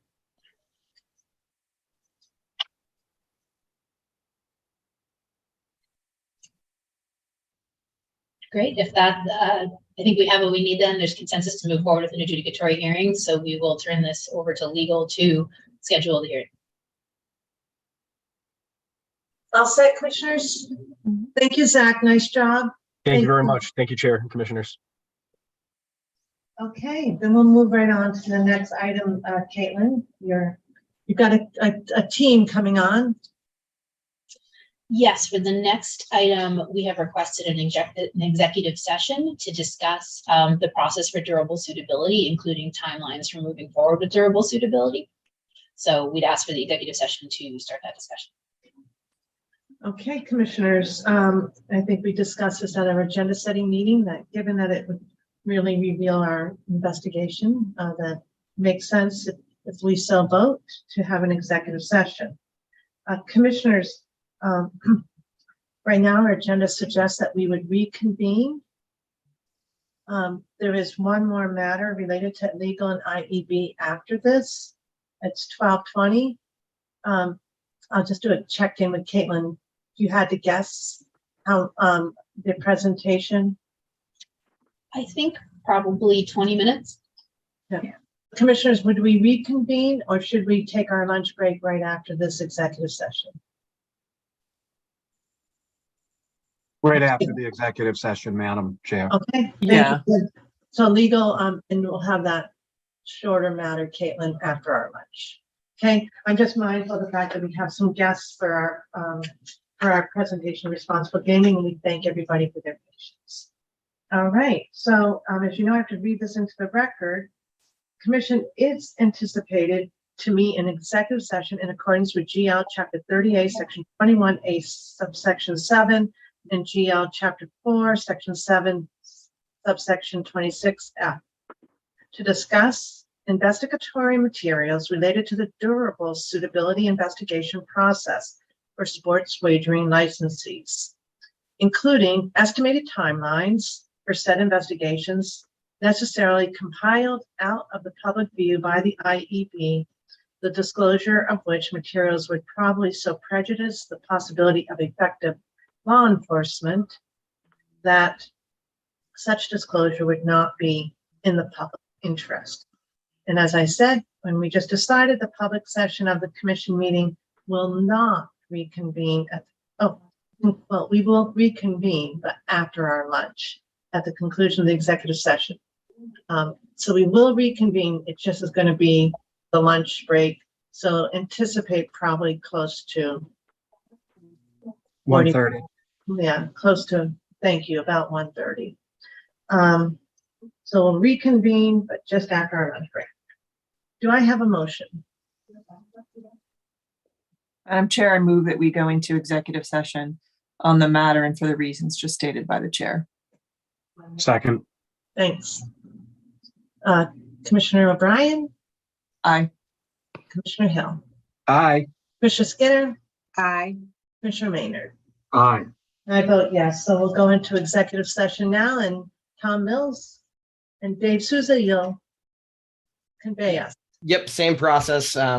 Dave will be moving folks into executive session, and this is a longer list. So thank you for your patience. Thanks so much.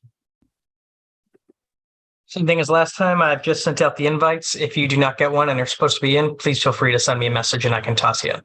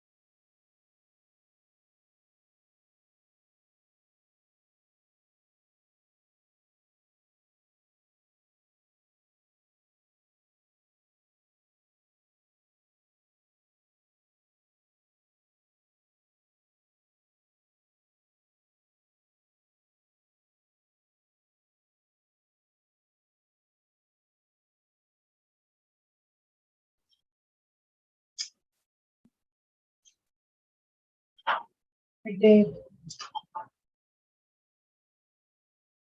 All set. Thanks so much.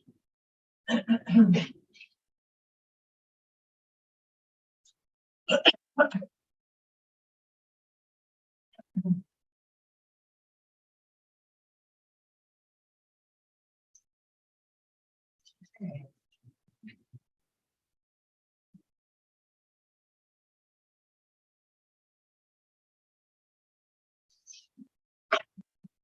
So this is a reconvening of the Massachusetts Gaming Commission. We've had 2 executive sessions today, so we thank the public for its patience. We are holding this meeting virtually, so I will do our roll call once again. Good afternoon, Commissioner O'Brien. I am here. Commissioner Hill, good afternoon.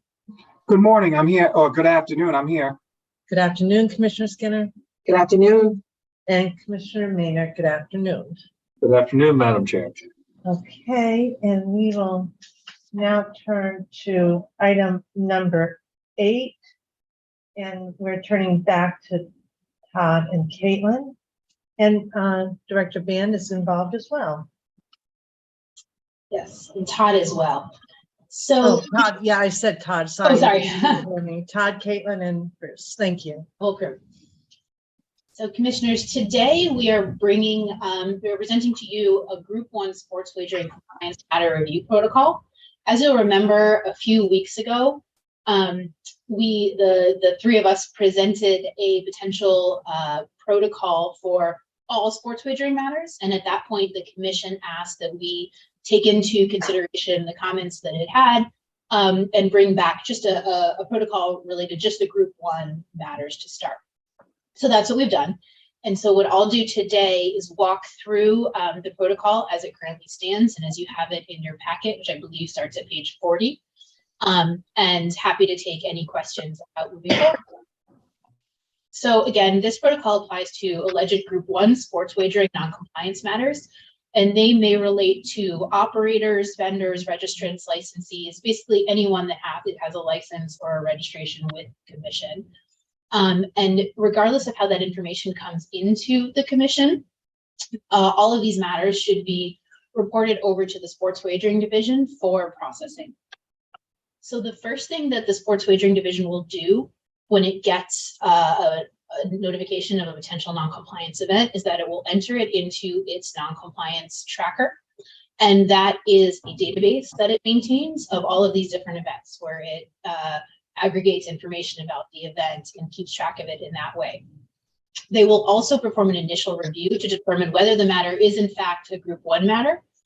And in making that determination, the sports wagering department will assume for the purposes of making the determination that all facts presented are true.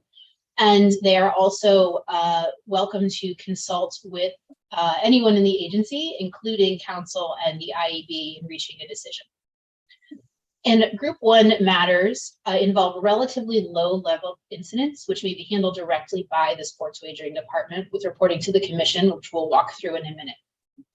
So in determining whether a matter is a relatively low-level incident, there are a number of factors for consideration, but the factors are not exhaustive. The sports wagering department can take into account these factors and others in making that determination. So some of these factors include whether the issue was relatively promptly detected and addressed by the licensee, whether the matter was self-reported, whether the licensee has a previous history of violations, whether future occurrences of the issue can be avoided by instituting clear remedial measures, the total financial impact of the issue, excuse me, and as I said, any other factors that the sports wagering department finds relevant. So we do have some examples of what these types of matters might be, and these examples come directly from matters that the sports wagering department is seeing. So Bruce has sort of given us some great examples here. And they might include an advertising violation where required language is missing from one advertisement, a failure to submit information required by the internal controls in a timely fashion, a patron complaint regarding compliance with a responsible gaming regulation, a patron complaint regarding promotions offered in Massachusetts, a patron complaint regarding technology used in sports wagering applications. So a lot of these, my understanding, and Bruce is here to answer any questions too, is that there are sort of individual patron complaints about aspects of the app or aspects of the processing tools. And as we discussed at the last meeting in which a different version of this protocol was addressed, the commission may determine that certain categories of alleged noncompliance events are not to be categorized as Group 1 matters. So it's within the discretion of the commission to say, all matters related to, I'm just making this up, responsible gaming. It's never a Group 1 issue. It always, goes elsewhere. And finally, the sports wagering department in the IEB will meet regularly to discuss alleged noncompliance issues so that both parties or divisions are aware of what is happening with the operators or what is alleged to be happening with the operators. So if the sports wagering department goes through those steps and determines that the matter is a Group 1 matter, it may resolve the issue in the following way. First, as we previously discussed, the matter will be entered in the incident tracker database. And in completing the database entry, the department may inquire of any individuals with knowledge of the circumstances to gain an understanding as to what occurred, whether there was a violation of any statute, right, condition, or order, and the cause of the incident.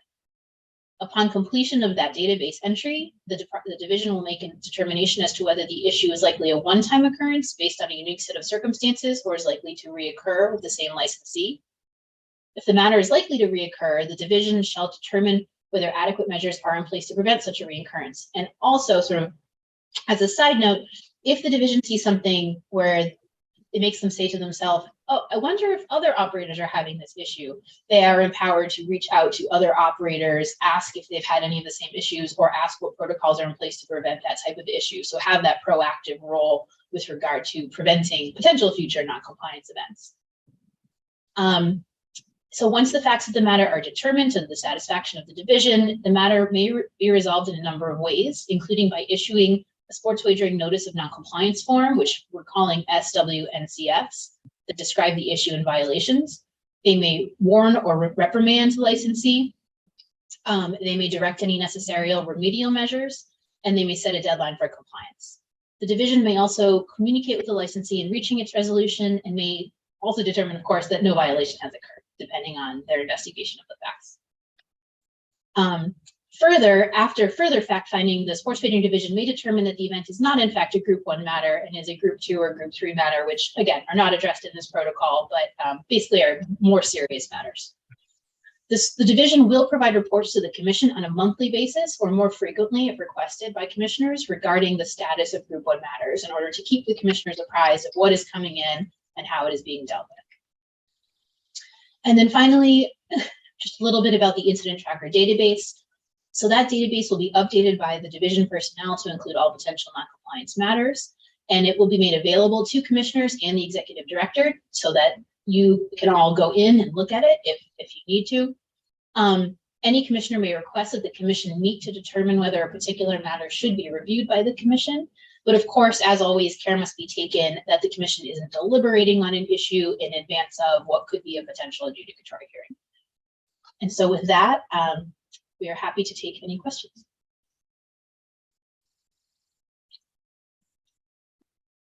Commissioners, questions? Commissioner O'Brien. I don't have a question, more of something I throw out for our conversation, which is I'm satisfied in general.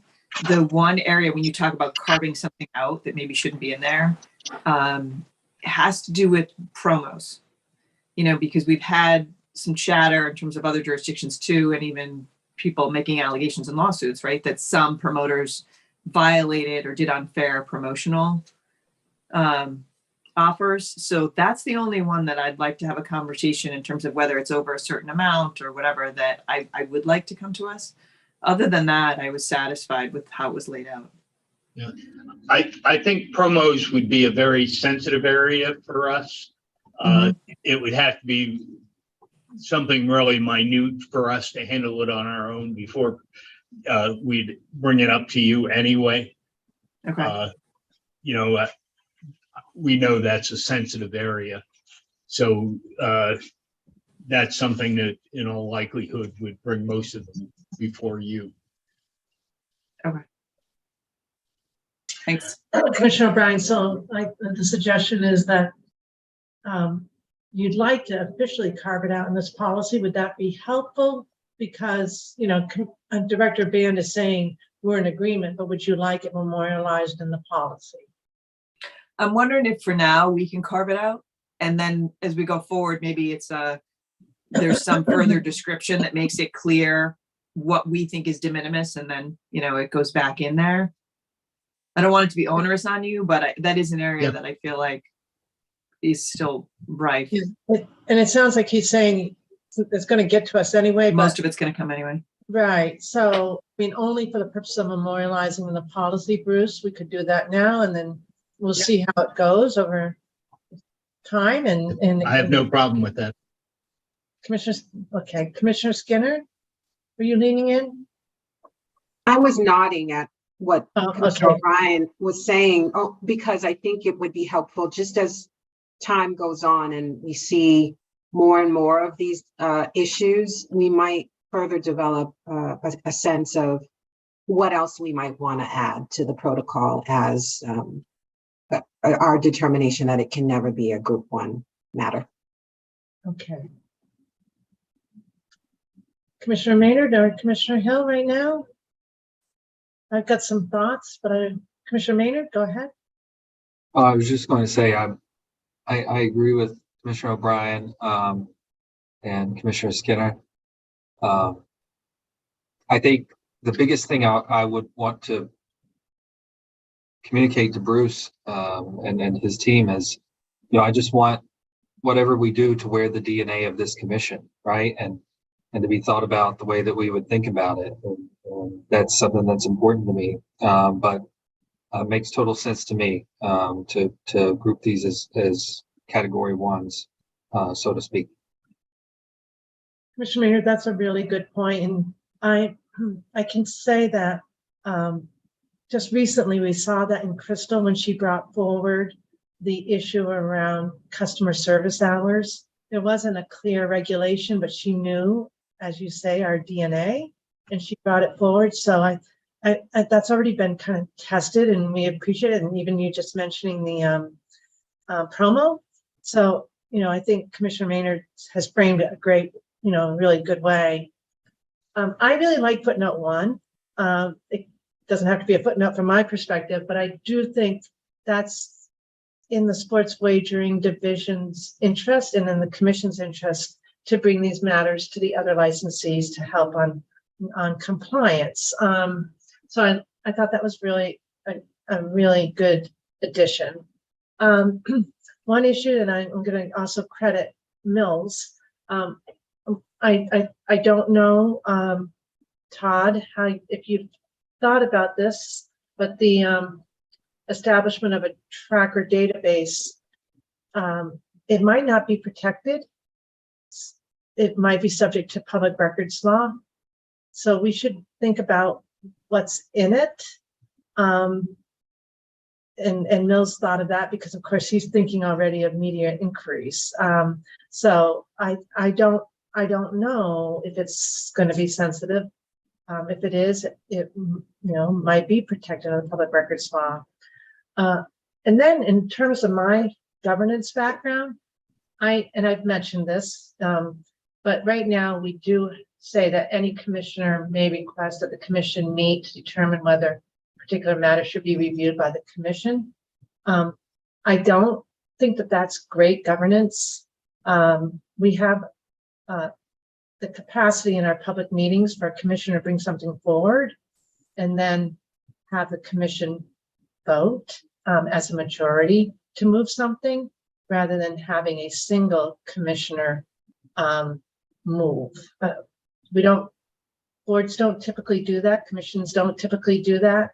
So I think it's a little bit of an outlier. I understand the intent though, because I think we want to be able to look at the tracker and say, oh, we don't like that. But I would just take it one step that we could just come into the public meeting. And if it were Commissioner Maynard, who was interested in bringing it forward, he would say, I'm interested in bringing it forward. And then there would be discussion and then a vote or consensus. I just think that's better governance.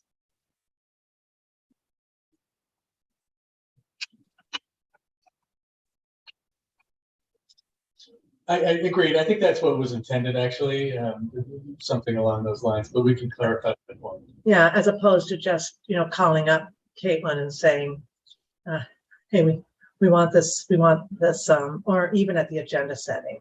It's more I for think- debate. I think as Todd said, I think that was the intention, was to sort of bring it onto the agenda, and then the commissioners can decide if they want to hear it as a group. Not that one commissioner could bring something forward necessarily, but we can make that tweak and just clarify that. Yeah, I think I understand. Other Commissioner Skinner, yes. Yeah. I wonder if the IEB, or sorry, sports wagering providing the report on a monthly basis could be reduced to a shorter time frame, not looking to unduly burden the team, but I would be interested in something like bi-weekly distribution. Does that make sense? Is that a reasonable request? I'll leave that to Bruce's team. They'd be the ones. I think we can provide it as often as you'd like. So bi-weekly is good. Yep. Thank you. Commissioner Skinner, you just raised something in my mind. And I don't know if this has been thought about, Caitlin, Todd, Bruce. What if we have a situation where a licensee is told that something's resolved, let's say a promo, for example, and then we see this matter on the sheet and we say it's not resolved? Is there some form or some language you can give basically to the licensees that says, you know, here's a resolution subject to review from the commission? I mean, I'm sitting here trying to think how it works. I think any of these things is kind of an ongoing thing. They're never told it's totally resolved. It's something that once they say what they're going to do to fix it, we're going to observe it for a good length of time to make sure it is actually resolved. So it could be months before we would kind of feel that that situation is resolved, because they could go back to it 6 months later too. So I don't think that's a statement we're ever going to say totally, Commissioner. I think we absolutely can say that. It's exactly what you said, Commissioner. Resolved subject to review from the commission, and that review sort of may or may not happen depending on the incident. And I think that's especially relevant here because the sports wagering department can't issue any fines. It can't revoke a license. It can basically reprimand, tell the operator to sort of fix their plans, fix their procedures. It can issue a sports wagering notice of theft.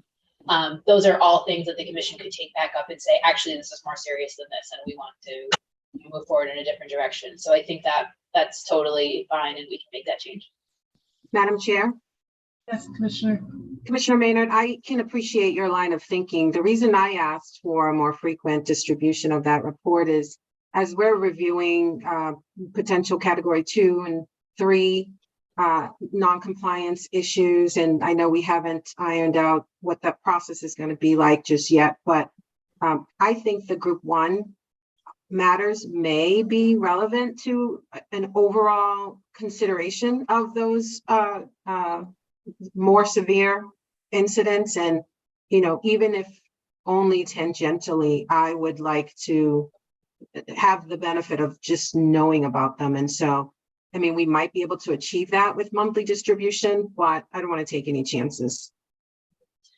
That is something we have thought about, and what we're working with sports wagering, and when I say we, I think now IEB and sports wagering are working together to make sure that the IEB is aware of the incidents happening with sports wagering, and in particular, the sports wagering NCFs, so that when there is a group 2 matter, as part of the report the IEB gives you, it can say, here are the prior related incidents, or here are the prior incidents with this operator. So that is something we've been thinking about, and making sure there's not sort of that everyone's talking to each other.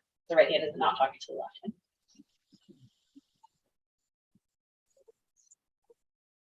Is that helpful, Commissioner Maynard? Oh, Todd, go right ahead. Oh, I apologize, Madam Chair. I was just going to say, Commissioner Maynard, I think you definitely raised a really great point, and we can come up with some language, perhaps for Bruce and his team to use when they kind of respond.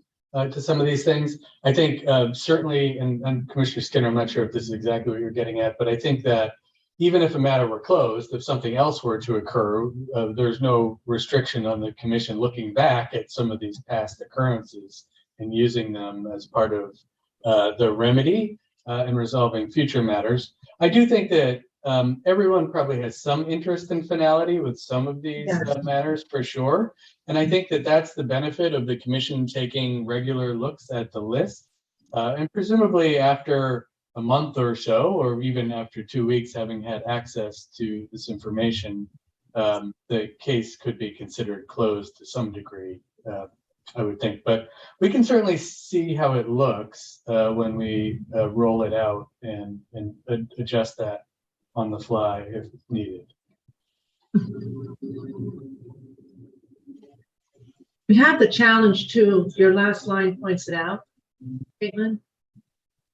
We're only going to be able to get certain information. This is an important piece of the puzzle.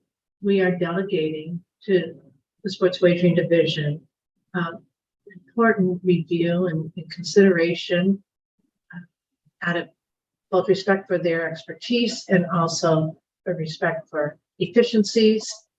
And at a certain point in time, we can't get so much information. Let's say, like, the 2 weeks and we get something, and then it occurs, Caitlin and her team sees it. I don't know, maybe you'd be working in concert, so you'll never see it after it gets, you always see it before it gets posted on the tracker. But at a certain point, IAB could say, oh, it's actually more serious than what Sports Wagering Division thought. We have to just be careful not to have too many facts in front of us because of adjudicatory bias. So it's a little bit of a dance here. I guess I wanted to just state that so that everybody's expectations are kind of realistic as to what we'll be able to deduce from the tracker, if that's fair. Well, maybe see trends, right?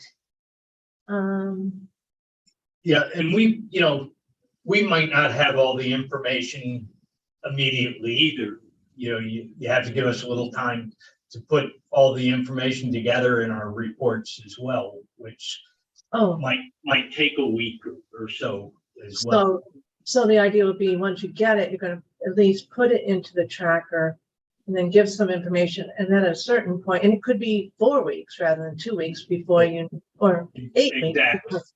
Exactly, because not all of it is instantaneous. And sometimes, when you ask the licensee for it, it takes them a while. Like there will be a report coming to you in a week or so. It took a while to put together because of the size of it. And, it even takes the licensee a while to gather all that information. Even though it still fits into this quote unquote lower level. That doesn't mean less important, and I think that's Commissioner Skinner's point. We really do care about these because they may inform us on the more serious matters. Caitlin, what are you thinking in terms of the tracker, what it might look like? So the tracker for sports wagering is more in sports wagering's domain. And I know they do have sort of a database that they're able to pull information from. And I hope I'm not speaking out of school. I think they can pull it into sort of a spreadsheet so that you have it. But what I would be envisioning is similar to the docket sheets we've been talking about for the category 2 matters, in which IED is working on as we speak, where it has, basic information related to the operator, the date of the event, a brief overview of what it might be, and probably a status, so that you would know, sports wagering is still reviewing it. Sports wagering has issued a notice of noncompliance, that kind of thing. So you can see, oh, they're still working on it. They're not ready yet. They're not done yet. But that would be what I personally would envision, but I have to leave it to Bruce. And in terms of the description, because I think that's going to have to be pretty high level, correct? Yeah, I think that's right.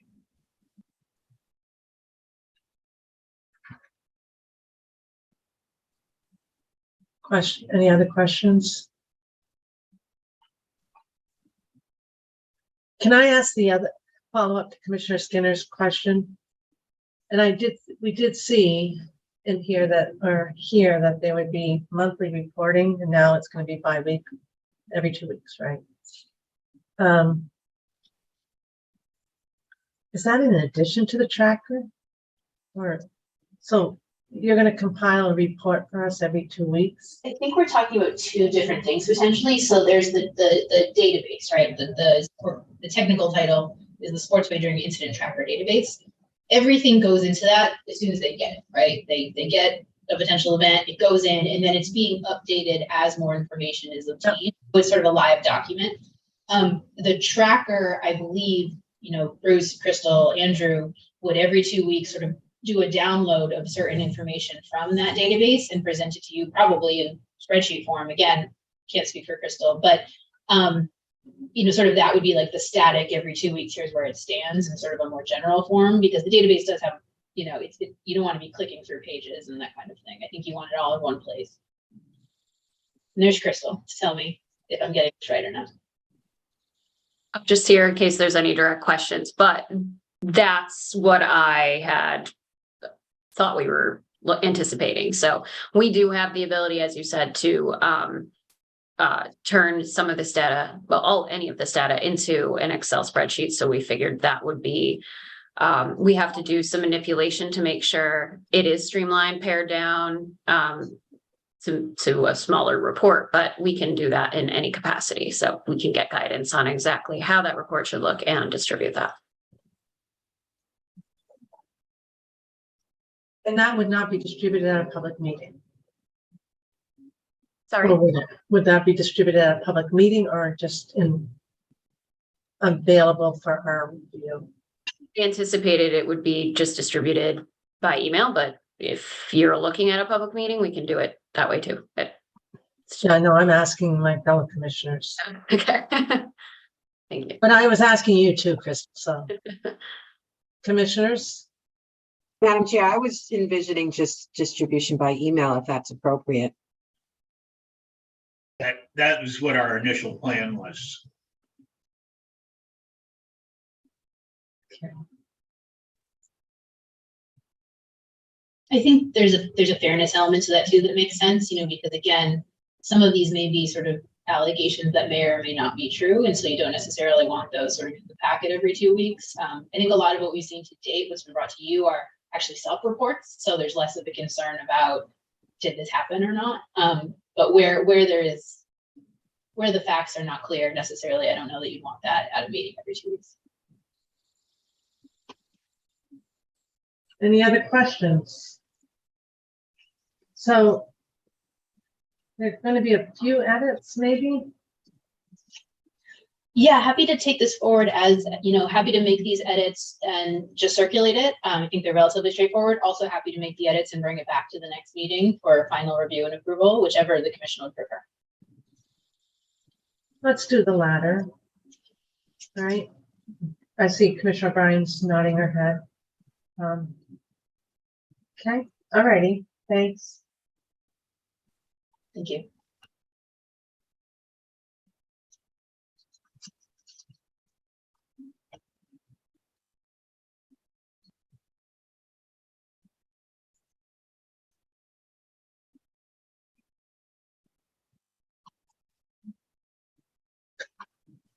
And just so you know, I know that for the course of the last several weeks, I referred to this as Cat 3, and it's Cat 1.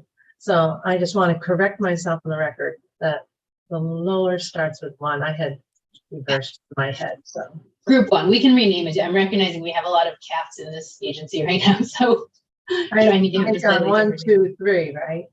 All right. Thanks. So if I said that today, my apologies. It's kind of stuck in my head. All right. We're all set then. We have, thanks, Caitlin, and thank you to Todd and Bruce. Thanks for getting that done. And then we'll turn next to the other two.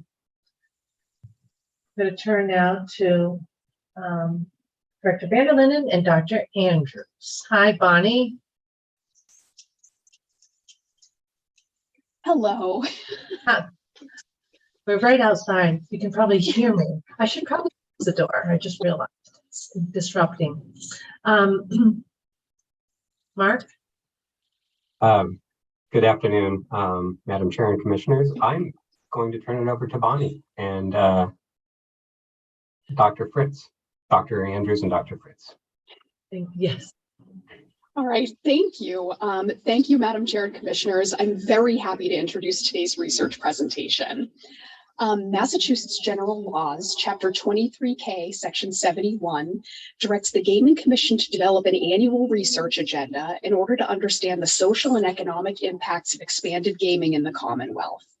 Included in this section is a requirement to assess the relationship between crime and the expansion of gaming in the Commonwealth. As part of the FY23 research agenda, the Commission funded Justice Research Associates and their principal researcher, Dr. Noah Fritz, to continue the examination between casinos and the public safety effects related to their operations. Christopher Bruce, who previously studied crime, calls for service and collisions in casino, host, and surrounding communities at regular intervals following casino openings, has continued to provide technical assistance with data collection and analysis. This report is an analysis of changes in activity in the communities surrounding MGM Springfield during the past decade and after the opening of the casino. The primary purpose of this report was to conduct an analysis of the crime distribution throughout the region surrounding MGM Springfield since the casino opened, to identify which changes in activity might be attributable to the casino, and to triage trends for more detailed analysis and response among the participating agencies. I am very excited to introduce Dr. Noah Fritz from Justice Research Associates, who will be presenting the report, Assessing the Influence of Gambling on Public Safety in Massachusetts Cities and Towns, Crime Comparison Analysis of Changes in the MGM Springfield Region, 2013 to 2022. And now I'll turn it over to Dr. Fritz for the presentation. Good afternoon, everybody. It's a pleasure and an honor to be here. Good to see the commission. I'm excited about presenting some of our findings today. Can we start a slideshow? I can take over the screen. I've got it up if need be. Bonnie, you got that? You're going to run it? Okay, thank you. This is, my understanding, is the 18th report on crime, the potential influence of gambling on cities and towns in Massachusetts. This is our second report on the MGM Springfield Casino. And so we'll get right into it. I know you have a long day today, so we'll jump in. Next slide.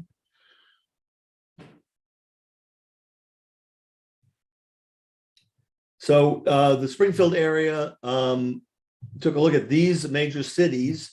What do we got? 8 are the ones we actually studied. The 3 to the west, Ludlow, Wilbraham, and Hamden, did not provide data to us at the time this report began, and we collected data and started the analysis. We will continue to work with those agencies. They were under, I think one was under a new chief and some changes in records management systems. So we are focusing this a decade worth of crime data, which is a really robust data set when you think about crime across the United States.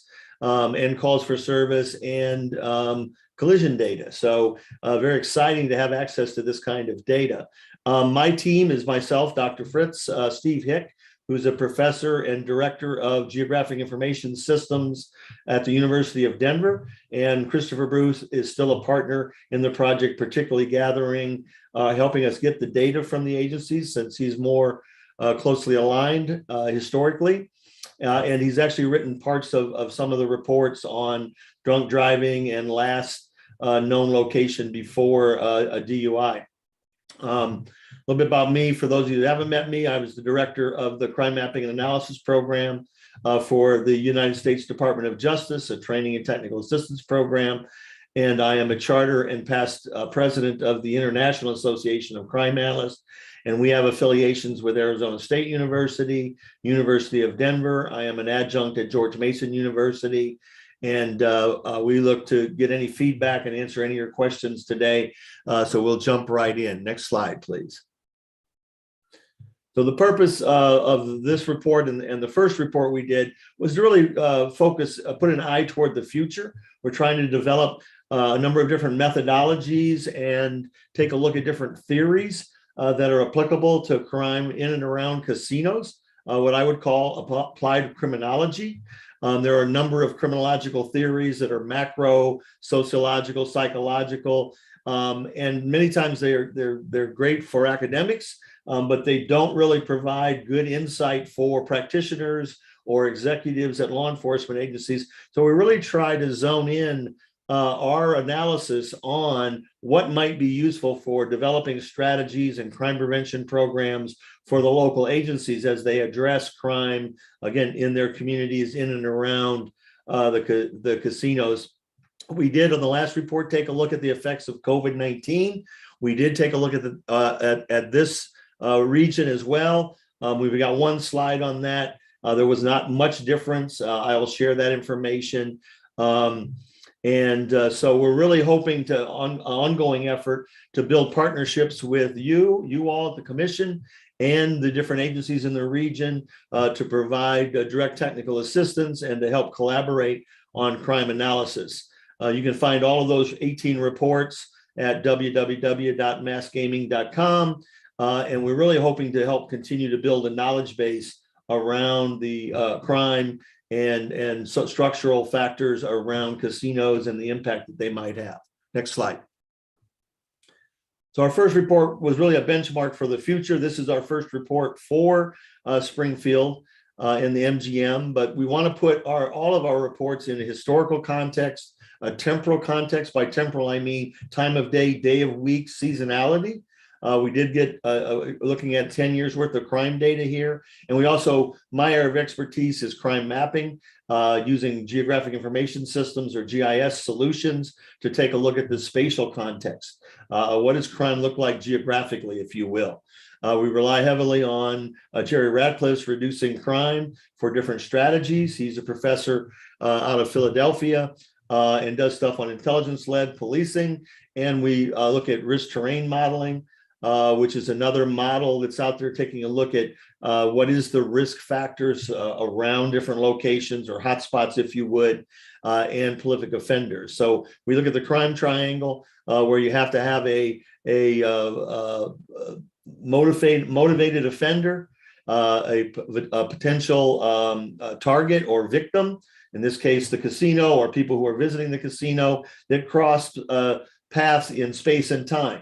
So when those things happen, that's when crime happens. And those provide different strategies. You can target the victim, focus on the victim to try to get them to do things that prevent them from being victims. You can do target hardening at the location of the casino or the surrounding area. And you certainly can do things programmatically for offenders, whether that's arrest and incarceration or different programming that might get them out of reoffending, if you will. Next slide. So the good news is crime is, it's still been going down for a decade. This past year we looked at, the last year we looked at was 2022, and it did go up a little bit, but it's still the second lowest in the decade. And so it did turn upwards, but it's the best in the last 10 years. This was all crimes that were reported in the area. So 27,000 offenses or incidents in 2022, down from 40,000 back in 2013, 10 years ago. So that's the good news. Crime continues to go down. We'll talk a little bit about that in some subsequent slides. Next slide. So we looked at violent crime, and it's certainly the one area that stayed relatively flat. It is down about 500 crimes from a decade ago.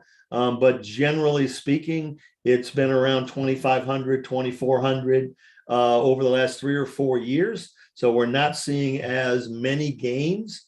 Violent crime is typically murder, rape, robbery, and aggravated assaults are the primary categories that the FBI uses to take a look at violent crimes. And then property crimes are burglary, larceny, motor vehicle theft, and typically arson.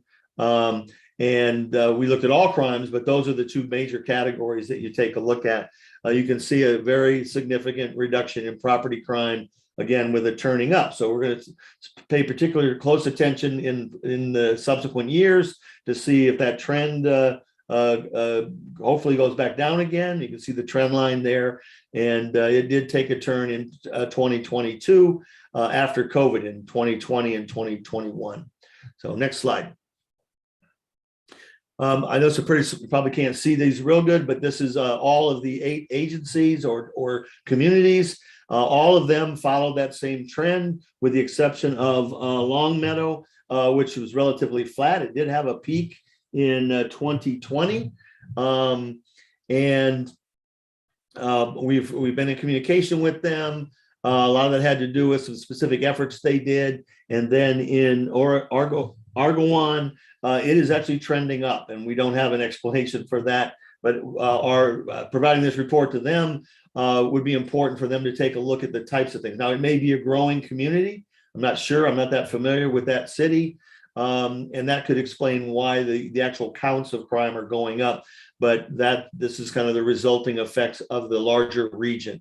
The majority of agencies around Springfield being the biggest city and having the majority of the crime, something like 65% of the crime, 2 out of 3 crimes in the region happen in the city of Springfield.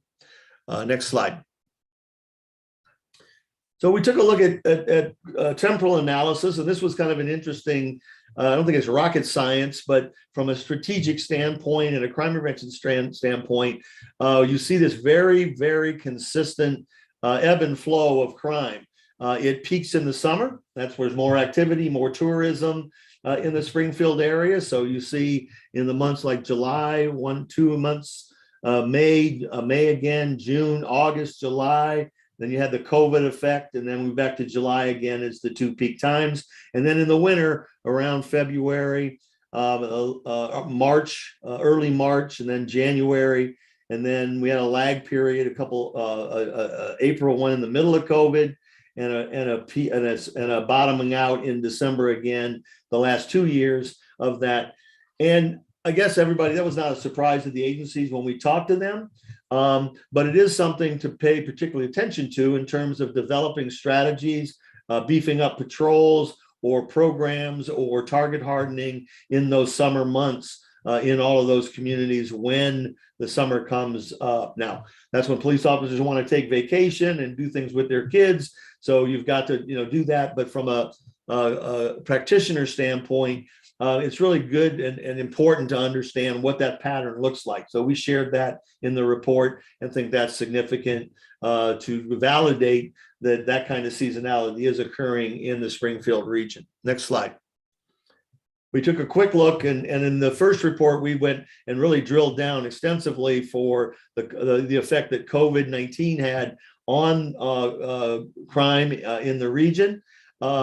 This almost looks identical to the last report in the periods that we looked at for the last the pre-opening, the first opening of the casino, when it was closed, the restricted closing, and then since it reopened again. What we found during COVID was it dropped off extensively, but it rose back up again, which we were surprised given restaurants and bars and the casino were actually closed. It went back above average. Now that just suggests to us that offenders find ways to commit crimes, break into cars, steal. I know both in the Boston region, the Massachusetts region, and almost all across the country, theft of motor vehicle parts, and we talked to Springfield extensively, is a major impact. They're stealing catalytic converters and airbags and rims and tires, and that became a national trend everywhere. I was working in Fairfax, Virginia at the time, prior to this, the last 2 years, and we were just slammed with those crimes. So a lot of that was driven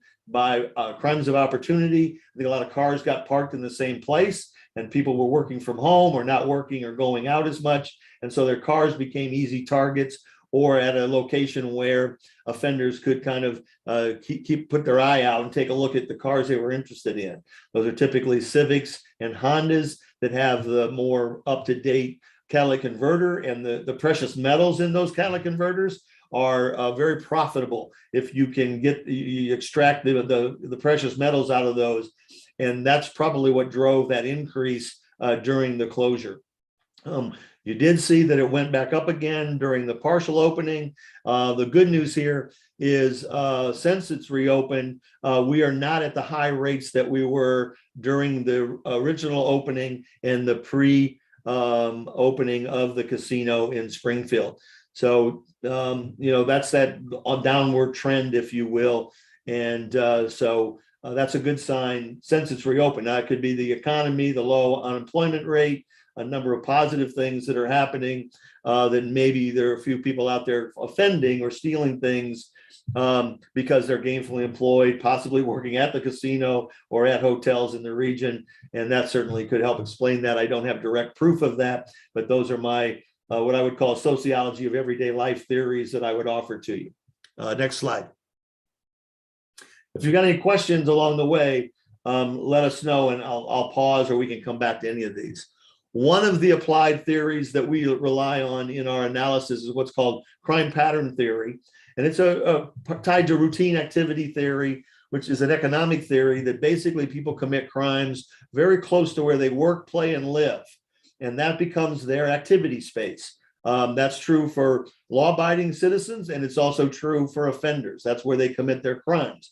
And when an activity space overlaps between potential targets or victims and offenders, particularly where they live or work or where they park their cars, that becomes their hunting ground. And that hunting ground provides opportunities for crime and their journey to crime, how they get there and how they cross paths with offenders or particular targets. And so we study that. And we take a look at those, the correlation between offenders and victims in space and time. And it helps us understand the kind of criminogenic impact of crime, if you will. So that's just a quick overview of that. If you've got more questions about that, it really relies on some research that geographers did on predatory animals, lions and tigers, particularly in Africa. It was called the animal movement extension.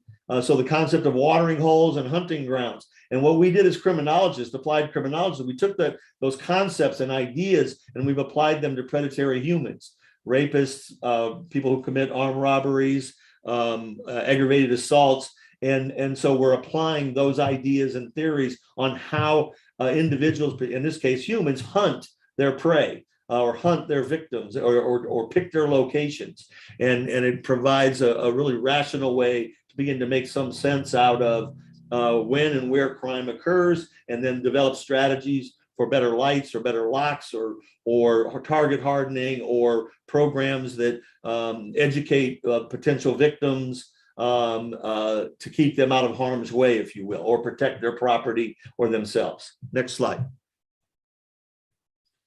So we, part of the Geographic Information System solution and our risk terrain modeling concept is we lay a net, if you will, like a fish net over the top of the jurisdiction. We use hexagons instead of squares or cells. You can use either one. Hexagons more closely represent a circle, so you have equidistance from the center of each one of those hexagons. And as you can see on the left graph or map, where the distribution, the high crime hotspots are. Again, the majority of those happen in Springfield and up in Holyoke. And there was a small spot up in Northampton that we looked at, but it created what we called a C pattern, which was very interesting. We'll get that in a minute, but it follows State Street and Main Street that turns into Belmont Avenue. Those were the high areas, but those are the busy highways right in the downtown area in Springfield, and the central city of Holyoke is the downtown region where the majority of crime occurred. So we focused on that area, particularly that pattern of crime, to compare the casino hexagon to other hotspots in the city of Springfield and a couple of other spots that were in the region. That's kind of the methodology we use to study the crime and crime hotspots. Next slide. So we also rely on it's literally an 80-year-old theory. You're saying that wouldn't be very applicable, but in this case, this is the pattern. And so this theory has been around. A couple of professors named Sean McKay introduced social disorganization theory back in 1942 as a criminological perspective that seeks to explain the occurrence of crime and deviance within certain communities and neighborhoods. The theory suggests that crime rates are influenced by the social and structural characteristics of a community rather than individual level factors. primarily studying crime patterns in Chicago in the 40s. And this particular region, particularly Springfield, it applies to industrial towns and cities, particularly in high density areas.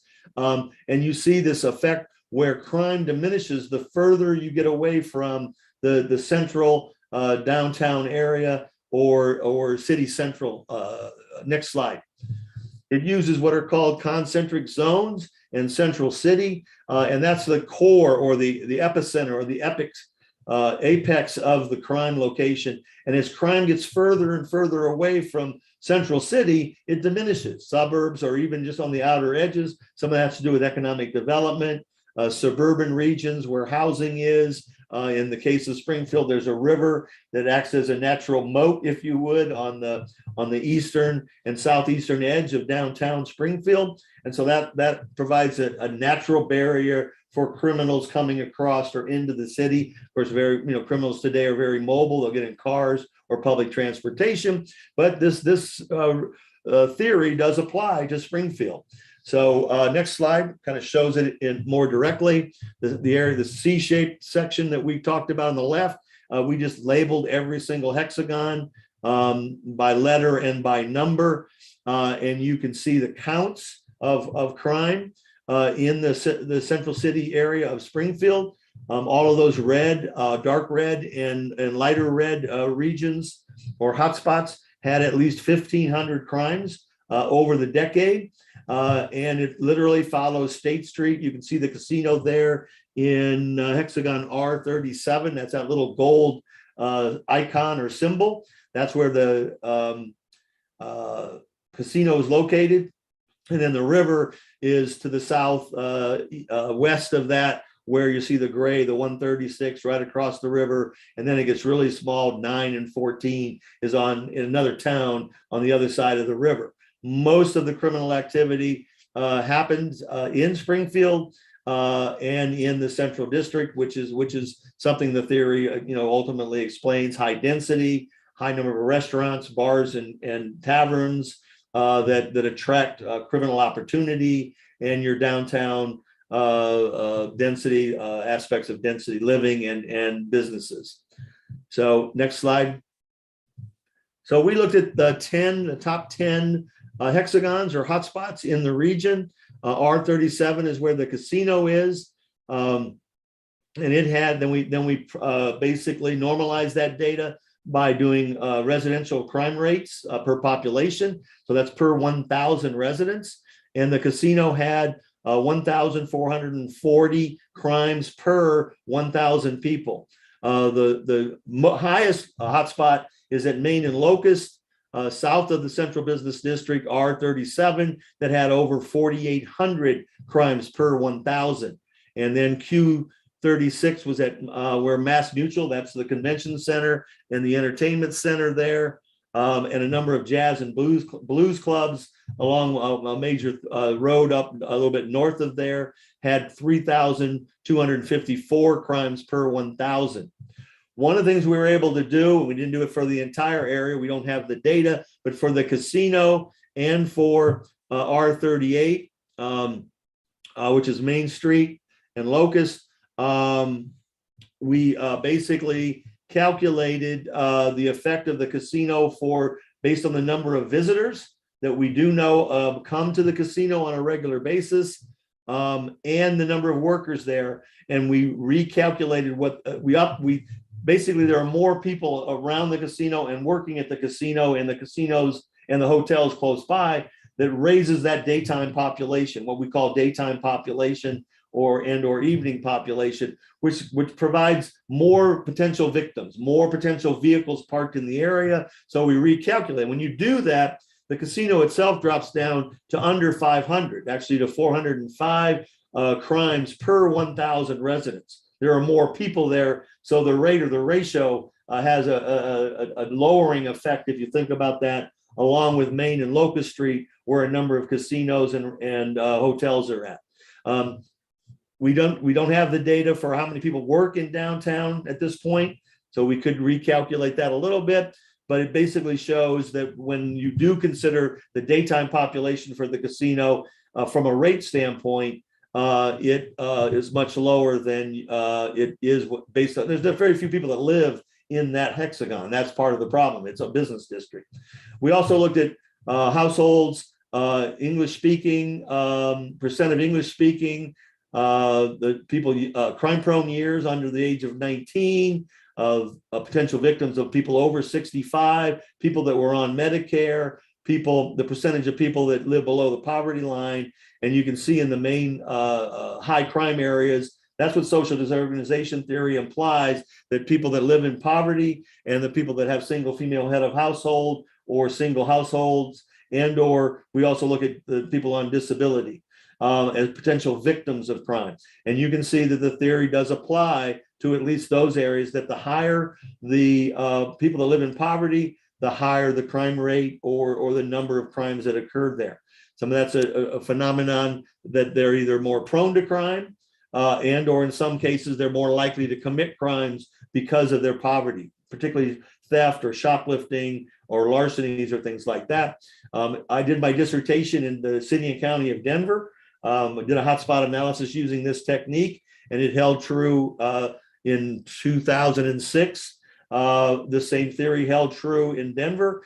And then I spent 6 months doing an ethnography. I lived in that area for 6 months, and we went around and interviewed people that lived there, worked there, different politicians, and really talked about the effects of the structural social disorganization theory.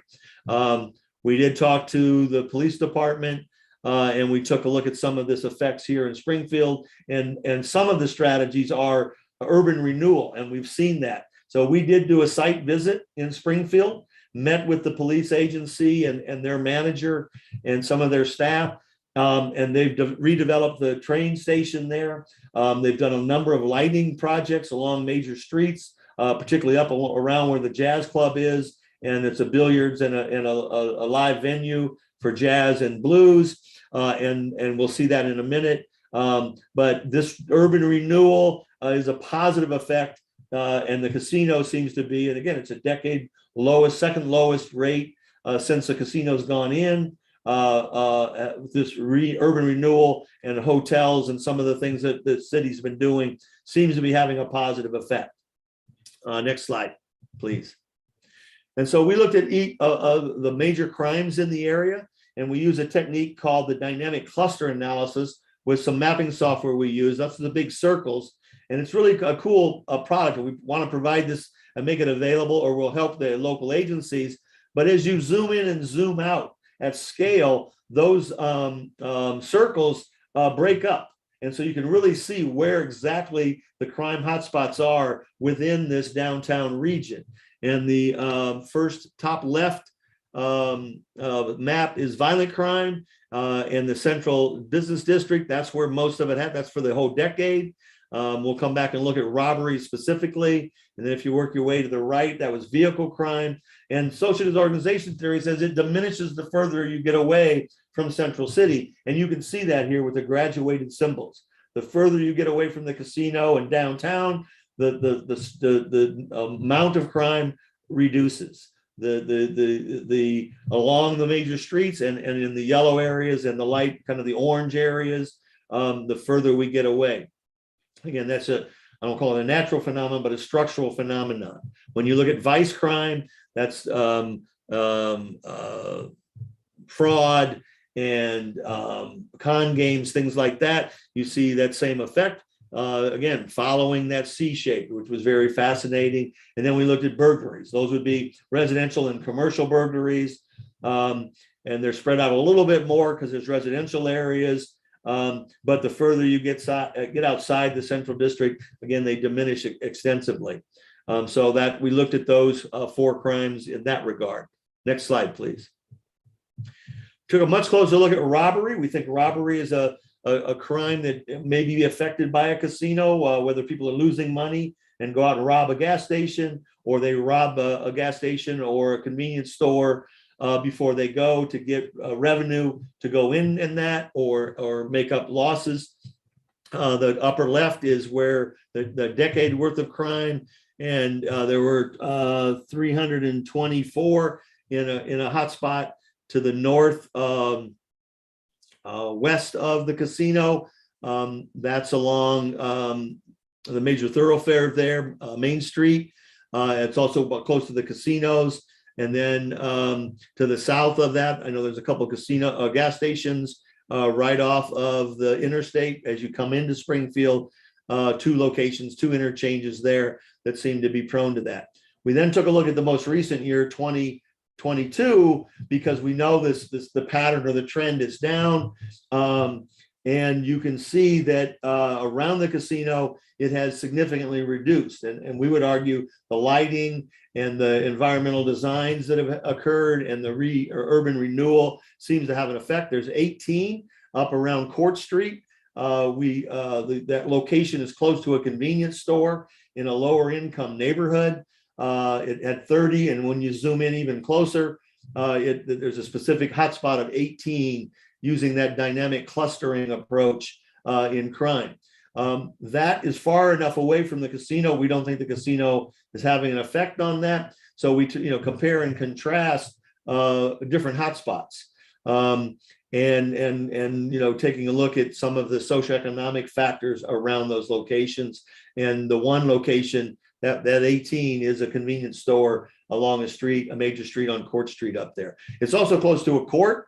And some of the overall crime data, particularly maybe domestic violence, might be because people are going to the court there. We talked to the local police department and their crime analysis manager, and he was a little bit concerned that some of that effect might be that a lot of the arrests and some of the activity is happening at the courthouse down on Main Street, and at this particular courthouse and a juvenile facility up there, where there might be simple assaults and assaultive behavior happening in and around that location when they congregate there.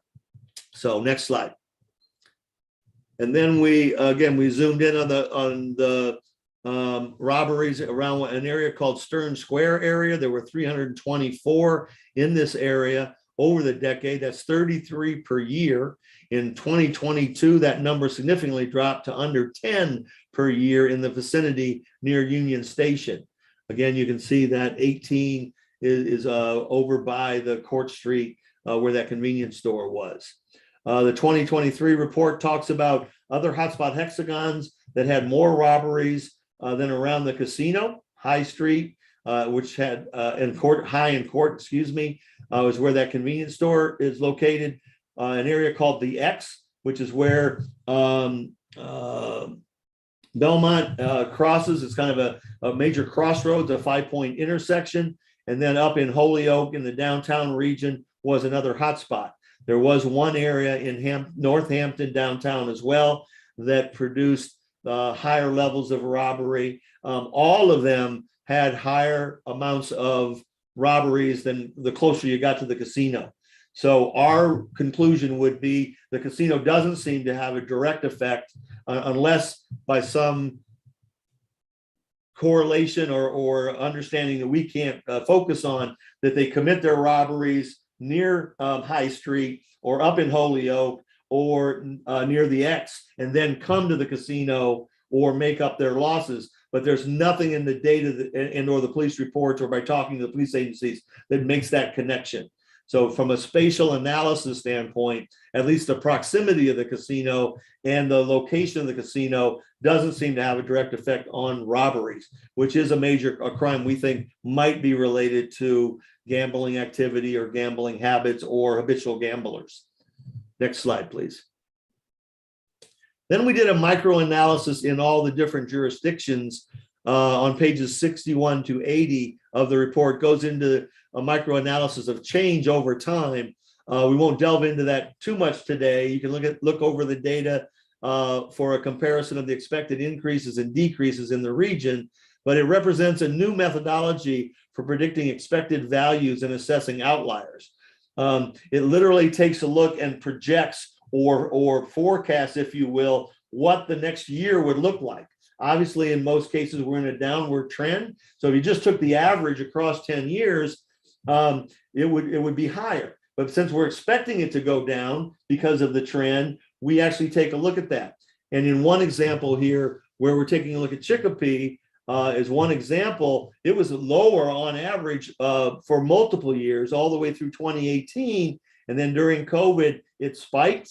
And in 2020, it went below the expected rate. And then the last 2 years, it has been much higher than we would have expected it. Now, we can't explain that per se, but it's information that we provide to the local agency for them to take a look at and develop strategies or crime prevention strategies, and would be more than happy to provide technical assistance to any agency in the region that wants to come up with crime prevention programs or target hardening, or what's called CPTED, crime prevention through environmental design, and take a look at any of their specific hotspots and develop strategies that help them with that practice.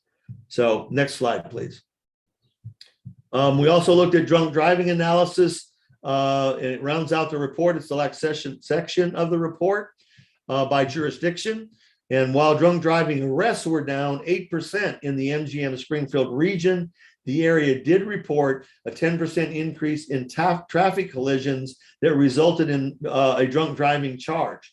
Those are two separate databases. So arresting someone and the criminal incident data are two separate ones. We did take a look at both of those, particularly the last drink reports that were attributed to the MGM Springfield had a slight increase in the historical average of 5.8 per year to 7 in 2022.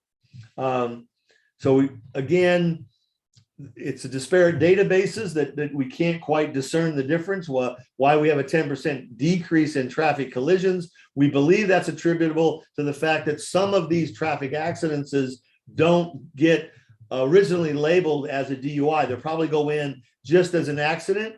And then later, after drinking alcohol analysis, or they go to the hospital or get processed, they get arrested for that. But that doesn't go, they don't go back and change the original incident report. So the actual number of drunk driving charges did go up in the region, but the overall arrest rate went down. And we can take a closer look at that and work with the agencies in the region to better understand that or improve their records management systems. Next slide, please. I think we're rounding out here. So this provides opportunity. I'm sorry, we want to focus on specific going forward, specific opportunities and targets of crime. We think crimes that are related to gambling or to casinos will be things like auto theft in and around the casino, whether they park in a structure or at the hotels nearby, theft from autos in those locations or on street parking. Certainly continue our research on robberies, potential assaults, particularly domestic violence, maybe at hotels where people are staying. Say a patron loses money, goes back to the hotel, has lost all their family savings or money in their bank account, and that creates stress on a family or a couple. And might create simple assaults or aggravated assaults as a result. There was some research done in Vegas that we looked at. They're called door pushers and tub stealers. You don't have the problem with tub stealers because you don't provide buckets where the coins or the money falls into. You use tickets. Now you could lose a ticket and people could steal tickets or if they drop them. But a door pusher is where someone has an old key and walks into a hotel, like the Holiday Inn Express that's right around the corner from the casino, and would go up the elevator. They look like a patron and they walk down the hallway and bump up against each door. And if the door doesn't quite close, these particular types of offenders would go in and steal maybe jewelry, maybe watches, maybe money that is hidden, in a dresser drawer if you leave something behind, maybe a computer. And this was an active pattern that Las Vegas has experienced over the years. That's something we might want to take a look at that would be unique to any of the hotels in and around the region or even inside the hotel. So we'll share that pattern or particular pattern of crime. We also want to look at journey to crime. What are the routes that different offenders might be taking? If we look at arrest data, where they're from, if they're from the region, and most of them seem to be from what we've been able to ascertain, or if the victims are coming from out of town, particularly in the summer, but understand where the victim and the offenders cross paths. Where are they from? And then we'll continue to look at hotspots like shuttles, or hotel shuttles or parking structures or street parking or surface parking in and around the casino. And those provide opportunities for targets. I know the commission and the Massachusetts Gaming Commission has put together a steering committee. I'm on that steering committee, for taking a specific look at human trafficking, particularly sexual trafficking, and vehicle crime, since it seems to be a significant type of crime that's being targeted both regionally and nationally. And we'll take a closer look at that going forward. Next slide. We're also going to, we bought some software for risk terrain modeling for Rutgers University that developed this program that actually goes out and looks at all these different hotspots, these hexagons or areas, and you can break them down and actually calculate the risk. What is the potential risk of a particular type of crime happening in a given area or space? The best example I can give you would be bank robbery.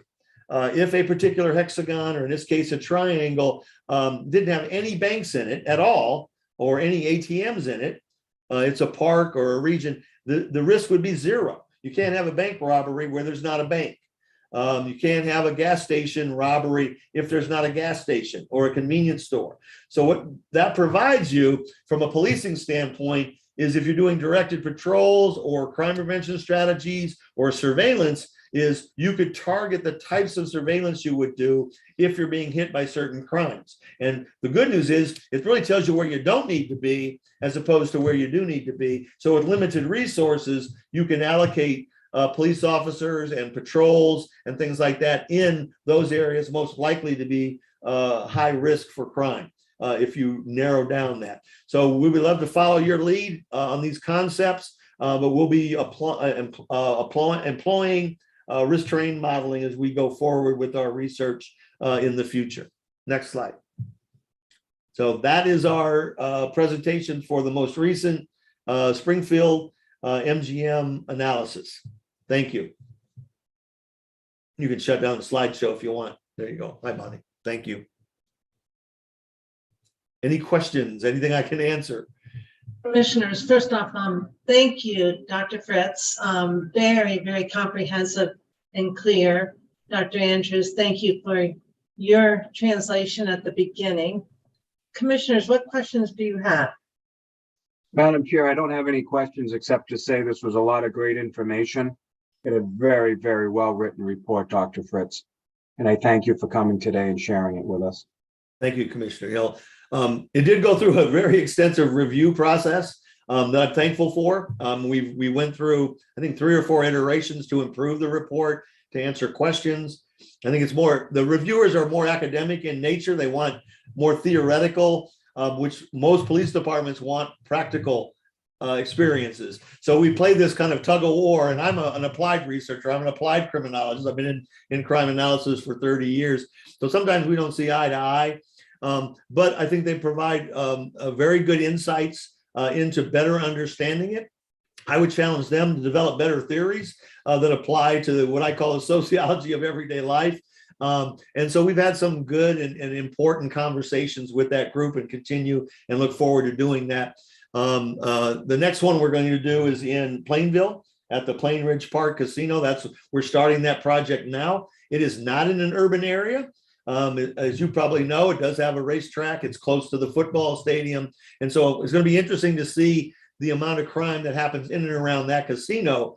And one of the things we're suggesting we do is do a buffer around all 3 casinos and compare, like a mile radius or buffer around, and compare and contrast the different types of casinos. One in a downtown region, the other one up in Boston, that is up against the river up there, not in Boston, but off to the side. And then this more what I'll call rural or suburban area at the crossroads of 495 and 95. So we are starting that project as we speak, literally collecting data. It'll go through the calendar year of 2023. And I think it's the longest casino that's been open. So we're looking forward to studying that over the next 6 months and providing another report to you all sometime in the next 6 to 12 months. Very nice.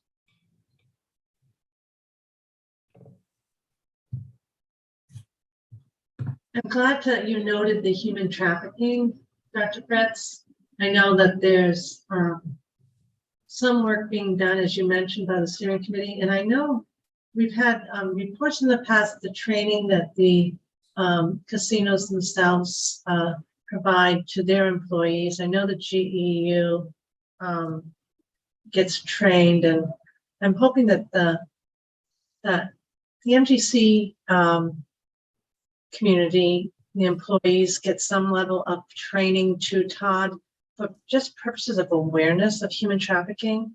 We're going to be getting, I think, the kind of research that Dr. Fritz is provided today from the steering committee, but I do think our own awareness of this important issue would be really helpful in some kind of training. And there are folks out there who I know would be willing and delighted to do that for us. I bet Dr. Fritz would know some as well.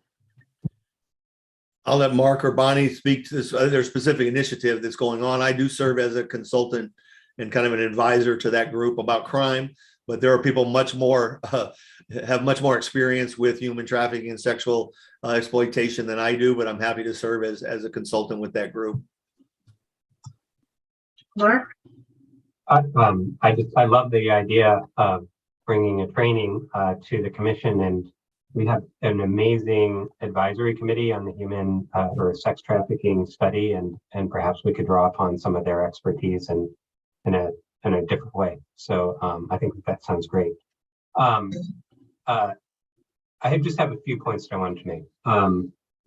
You know, there were a handful of significant concerns before the Expanded Gaming Act was passed, and crime probably sits near the top of that. And so, as Dr. Fritz mentioned, we've done a number of studies looking at the impacts of casinos on levels of crime in the host and surrounding communities. And so I just want to say that we really want to pay attention to this issue. And we need to look at it in a variety of different ways, much like we are looking at it from this angle, as Dr. Fritz did such a great job of providing today. We look at DUI, we do community engaged research to look at it at a very neighborhood level. So for example, we also did a study released within the past year looking at the immediate neighborhood or zip code where MGM Springfield is and the adjacent zip code and the community level experience of public safety. We looked at DUI. I think that it's just important to bring all of these different angles together to begin to triangulate the data. And we did see things bubble up from the community engaged research that wasn't necessarily bubbling up through this type of research. So I think it's just important to continue with this research agenda so we can pay attention to where the issues may exist. I also just, the rigor of this research is really important. And Noah said it, I think, very gently, that we engage a research review committee and they ensure the rigor of our research.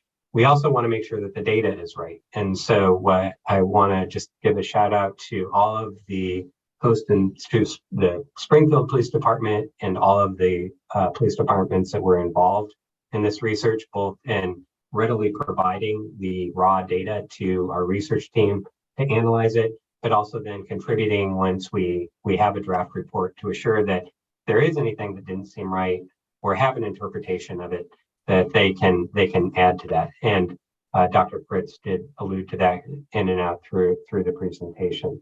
So yes, and then just finally, the other two reports that are on the horizon, we're very close to releasing an RFR, which will examine the influence of casinos and casino resorts on human trafficking in Massachusetts. And I think it's a very important study. We're taking this incredibly serious and want to make sure that we're engaging all the right groups and stakeholders in the development of that RFR and how we're proceeding with that work. And then as Dr. Fritz said, it's time to circle back around to Plainville, which we haven't done a public safety study there for a number of years. And so it's important that we head back there and our continued effort of just wrapping our arms around this issue, because it's an important issue and it seems very important to the Commonwealth. So thank you. Other questions? Commissioners? It's not a question, but just to go on more of what Mark said too, is that I'm excited about the human trafficking and the sex trafficking study that we're going to be looking for, getting somebody in here for, because it's something that we've talked about for a long time. And to Mark's point, getting the anecdotal comments when we went out to have these reports reviewed in the surrounding communities, that would indicate that there might be other issues that traditional reporting and coding in the law enforcement community don't pick up.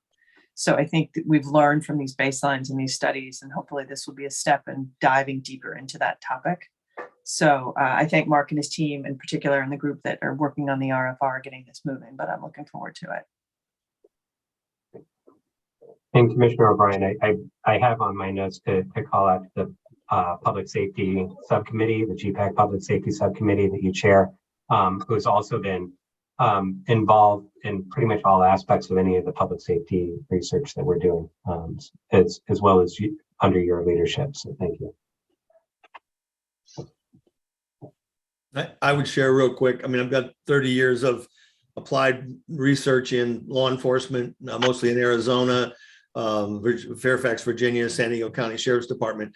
And sex trafficking, as you probably know, maybe just reiterating something you already know, is very difficult to study because it is such a covert activity and behavior. And it really does take good training and both for staff, not just for the commission, but for people at the hotels, people at the casino, to recognize, something that doesn't look quite right. You're seeing a lot of commercials on TV about, traveling, people that are traveling, massage parlors and things like that. And we need to do a better job. It is such a devastating type of activity, but short of a task force or something where we get very proactive, it's not something a normal citizen would just pick up the phone and call 911 like other crimes or accidents or collisions and report it to us. And so it's a very difficult one for us to wrap our head around and have a good understanding in terms of how much even, how prolific is the problem, like missing children issue. I did my master's thesis on that, and it's very similar in that regard. And so I share that with you just, as an insight because of how critical it is.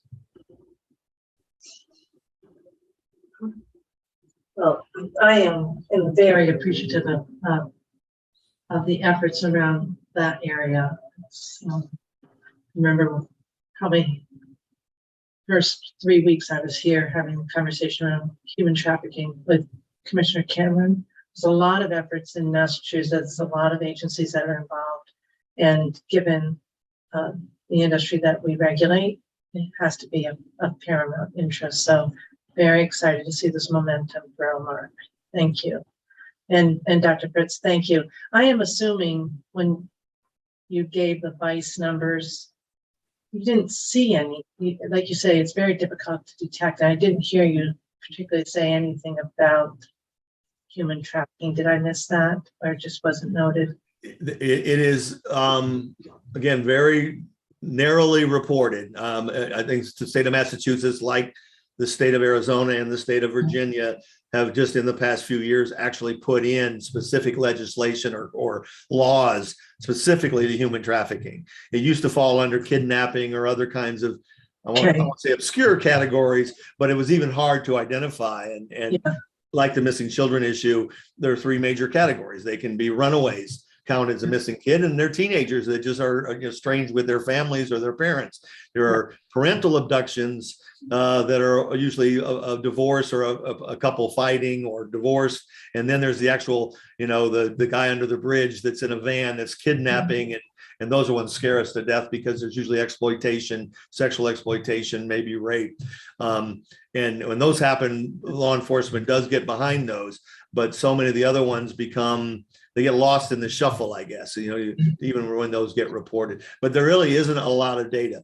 I would argue, I'd like to think part of this training effort, and I'm willing to be a part of that, is working with local law enforcement, particularly in the casino regions, but for the whole state, of doing a better job of looking for it and proactively interacting. And there's a lot of good, I think, nonprofits and women advocacy groups and places like that know how devastating this is, but it's not your typical cop that sees it on the street or will take action. And I think that needs to be improved extensively. Kind of like terrorism, some suspicious activity, right? Well, how do those get reported? And then they want to investigate it like a crime. And if there isn't evidence there and there aren't witnesses or a true victim, then it doesn't go very far. So that needs to be changed, particularly with human and sexual trafficking.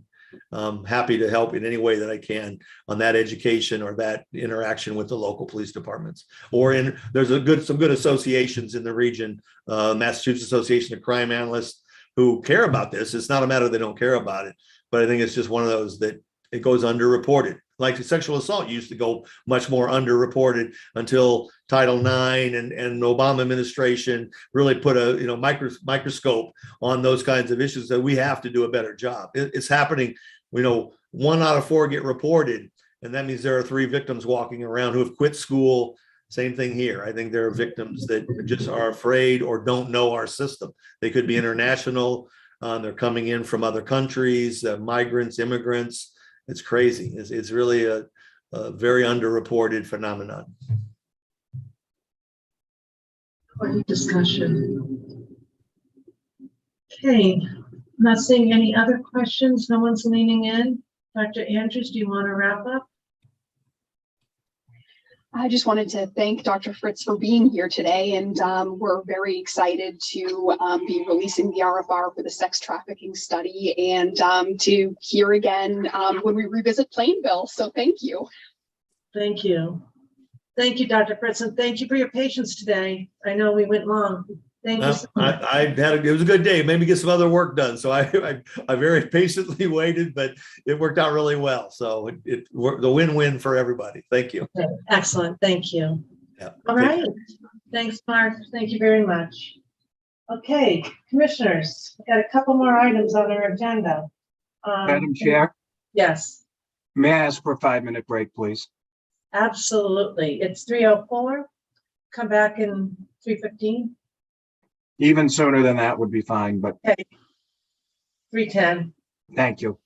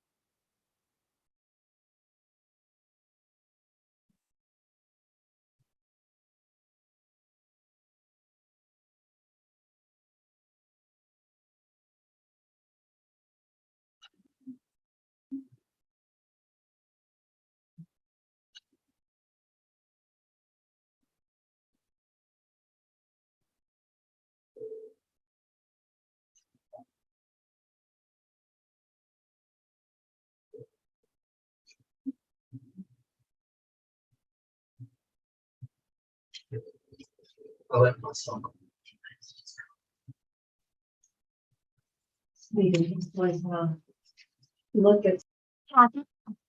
Madam Chair, Yes, you are not on mute. I am now. Thank you.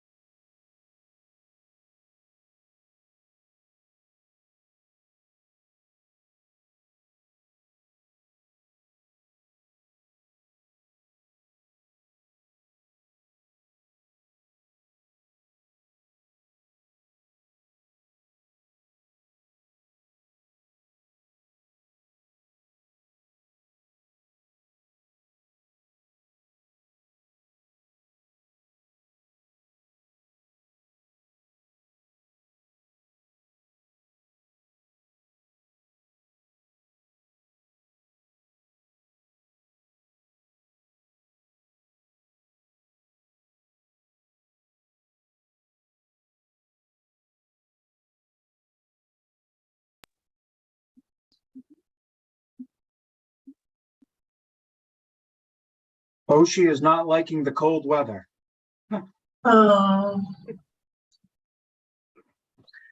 We can take down the screen. I think Commissioner Maynard's going to come right back.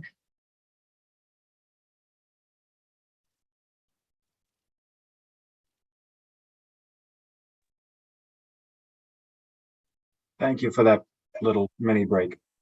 My dog comes just running in after being outside and does like figure eights and goes up and down the stairs, and then all of a sudden it's like, okay, I'm warmed up now.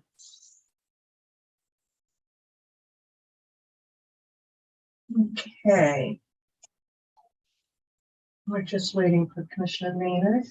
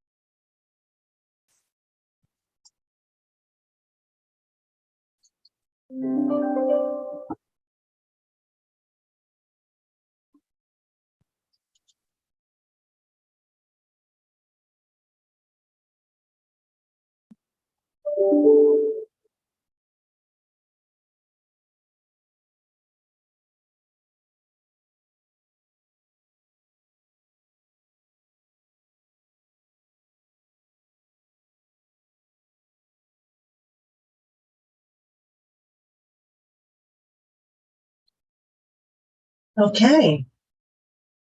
All right, well, this is a reconvening of the Massachusetts Gaming Commission after a short break. We started early this morning at 10 a.m. It's still January 18th. We are holding this meeting virtually, so I'll do another roll call. Commissioner O'Brien? I am still here. Great. Commissioner Hill, hello. I'm here. Okay. Commissioner Skinner, hello. Also still here. Still here. And Commissioner Maynard, I'm back. and you're back and still here, right? Okay, excellent. And we are now turning to item number 11. We've got a few people joining in. I know that, not sure if Mary Ann is joining, but I guess Mary Ann's on the next item. But Dave Muldrew, Chief Muldrew. We've got Interim Executive Director Todd Grossman, and we have our very own CFAO, Derek Lennon. Hello. Hello, Chair. Good afternoon. Commissioners. Thank you, Madam Chair. I'll jump in on this one. We're on page 174 and 175 of the Commissioner's packet. By virtue of the interim nature of my present position, the Commission, of course, understandably put up some guardrails relative to certain personnel-related decisions and matters. And in order to ensure the continued efficient and effective handling of all types of personnel-related matters, at the Commission's invitation, Derek, Dave, and myself collaboratively prepared the proposal that we've outlined in the memo for you. And I'd like to just go through it, and then we're happy to address any questions or concerns. And so the proposal is that a compensation and classification working group be created by myself. And that's important because if the Commission were to create such a thing, it would become a subcommittee subject to the open meeting law, which is what we're not trying to do that. So if the Commission is so inclined, I would create this compensation and classification working group, which we'll talk about in a little bit more detail, which would allow the executive director in this group some limited authority over certain personnel matters during this interim executive director period. And we would work upon the advice and counsel of that particular group. So the group would be convened when certain issues arise, involving things like promotions or reclassifications, salary adjustments, or certain new positions. But it's important, and the memo describes this, that these would all be things that are of relatively low impact, though they're very important to the individuals involved, but as a general matter would not have any material impact on the existing organization chart or on any of the salary bands. And so the proposed group would be comprised of myself, Dave Muldrew as the Chief People and Diversity Officer, Derek Lennon as the Chief Financial and Accounting Officer, and at the moment, Caitlin Monahan as the Director of the Investigations and Enforcement Bureau, along with one commissioner. So the group would be designed to evaluate any of these matters that come before it, to make these recommendations and to ensure that there wouldn't be any unintended consequences that could have any type of detrimental impact on the agency.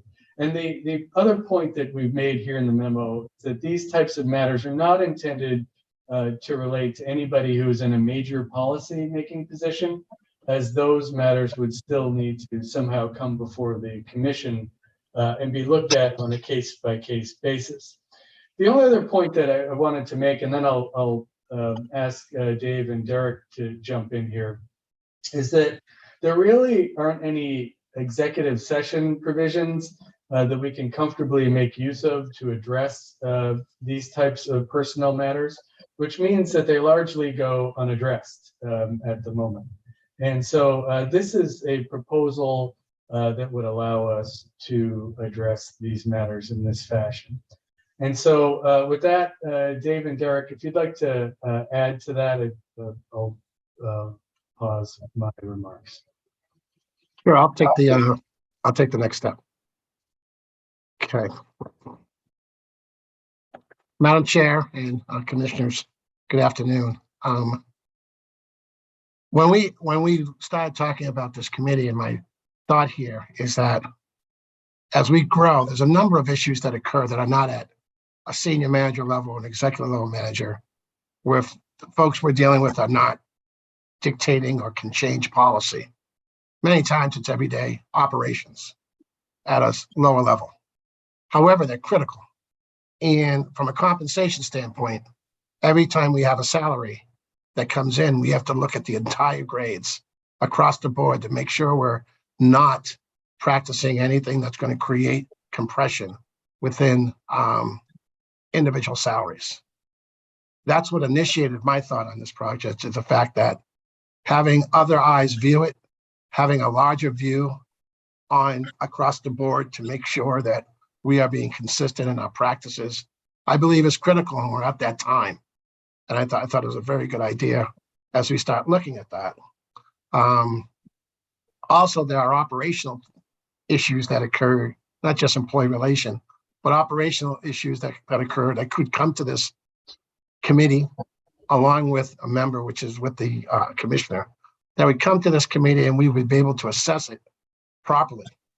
And certainly the commissioners have every right to communicate and get involved, and as they should. But this at least would be a situation where we may be able to react quicker and look at all issues that may compromise it or are involved, get them on the table and assess them in real time. So that was my view. I thought it was a practical solution at this particular point. So that's my that would be my thought along those lines. And certainly, as Todd stated, this would not affect senior executive level, management level roles where someone is in the position to change policy or be in a situation where we're changing structure within an organizational chart. So that was my view on that. That was my assessment on that. I really only have one other thing to add to that. We really did look at this, and the composition of the group. We are looking for your input, see if we've got it right, see if there should be additional people added. And the other part of it is, even while we're proposing this from the interim time period, we think that a group like this, whether we're on it in the future or not, whether we're on it after this, is actually a good group to deal with the things that both Todd and Dave talked about, right? Sometimes you make these decisions and you don't have other eyes looking at it. You're not thinking about some of the things coming down the line, and having a group of 5 or 6 people to really take a look, have some input in the process, and then determine if we need to kick it back. And maybe there's a bigger holistic change that needs to happen is a good policy process. So that's why we're coming. The current circumstances necessitate us bringing it forward. However, we think that this is probably a good thing moving forward for the organization, and look to the commission's input on, what the composition should be, how it would work well for all of you as well. Madam Chair. Yes, Commissioner. So can someone just clarify for me, if we weren't in an interim situation, how would this work? How do reclassifications work? How do the compensations get done? If we were not in an interim, Yes. if we were not in an interim, what would normally happen, they would be taken as one-offs. They would come to my attention. The ED would play the role of decision maker. My role would be to partner with Derek and assess the situation, write up not a proposal, but what the circumstances are. And then we would sit down and look at the compensation, payroll, and the titles of the organization, and make sure it's well within budgeted. It's been authorized from a budget standpoint, and that it's not a newly created position. And if so, we would then look at that. The executive director would authorize it, and we would normally just move on. That's how it's been handled in the past for positions that were budgeted. That's really important. So at no time it would come before the full board, a full commission for example, a reclassification of someone's position that Well, would never no, come. a reclassification, that's different. When we say reclassification, we're changing a position. Promotion is what I'm talking about. If we're going to add a position to to a division or a department, that would certainly warrant review. So I guess defining sometimes this reclassification takes on a different meaning with folks. In my view, when you reclassify, you are changing the structure of an organizational chart. That's different. I was talking about operationally, folks being promoted, folks being approved, and that's the normal process for budgeted type of operational moves. Anything above and beyond that, I would imagine that the position ED would be then responsible for reviewing it with the commissioners. If it was something that was going to change. And to put that into practical application, if you recall, last year we came forward with a recommendation to increase the IT division, to add some positions there, separate justification, showed the existing org chart, how it would change in the org chart. That's would still all take place, right? That because those are adding FTEs and those are adding divisions, and the commission obviously has the authority on that. What we're talking about is moving the accountant 1 into an accountant 2. Moving, something like that, where if you take a strict interpretation of what the commission decided in July, those things aren't able to happen unless we bring them in front of the entire commission. And on some instances, and I'm not saying it happened with accountant 1 or accountant 2, I'm just using those classifications because they're in the financial world. In some of those instances, some staff has said, well, I don't want that, in front of the full body out in the public. So we're trying to work within the situation. But saying that, and this is where I keep coming back to, this seems like a good policy group to pull together moving forward, so you have more eyes on it. Madam Chair? Sure. Quick follow-up for Derek. In the example you just gave, going from accounting 1 accountant 1 to accountant 2, would that be considered a promotion or a reclassification? I'm still trying to get my head wrapped around the distinction between, what Dave Muldrew just described as a reclassification and what you just described as a reclassification, seemingly. So that would be, so for in the strictest HR terms, that would be a promotion. If you look at reclassifications, you're looking at a whole group. So you would take a accounting series and turn it from an accountant and a senior accountant into an accountant 1, accountant 2, and an accountant 3. That would be a whole reclassification, right? So your old positions no longer exist, and you've reclassified them into this series. So that would be the strictest HR, but we are being a little lenient here as far as, and those are some of the guardrails that we'd like to discuss. If, say, you have an accounting series and you wanted to put an accountant 3 in, would that be a new position that we'd have to come back if we're not adding FTEs? Or would that, and those are the types of things we'd like to kick around at this group. And then, having a commissioner there especially would help us to get some of that guidance of where is that threshold where we really should be coming forward. And if there's any question, we'll bring it to the group and we'll bring it up to the full commission. So I'm kind of struck by, Todd, how you started off that that you're convening this because otherwise a working group would be subject to the open meeting law, and you don't want it to be a public body. You as general counsel have worked with me for the last 5 years. And I've worked with executive directors to, during, for instance, COVID, great example, where we used the device of a working group to get stuff done pursuant to my authority under Section 3. And we were able to convene and then bring all of our recommendations. Commissioner O'Brien, you were involved on getting back to work. I have convened the DEI working group, and it was never subject to a vote of the commission. It was pursuant to my authority to get stuff done. And so today I'm struck by the fact that you've decided that that's a power of the executive director and that you would bring in a commissioner, kind of, because I have never been advised by the general counsel's office that we were doing anything that was out of sort. So you didn't come to me on this one, and that's okay.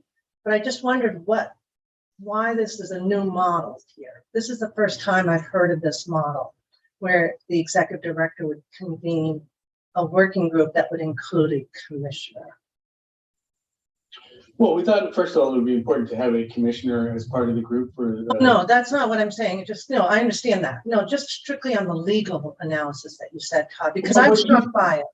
What you said is right too. I think we have to be careful to make sure it's not the commission that is directing the establishment of this group. In this case, as you point out, the chair does have specific authority in the statute to organize and make arrangements for those types of assignments. Right. So that's and if we vote today on convening this group, won't we be making it a commission approved body?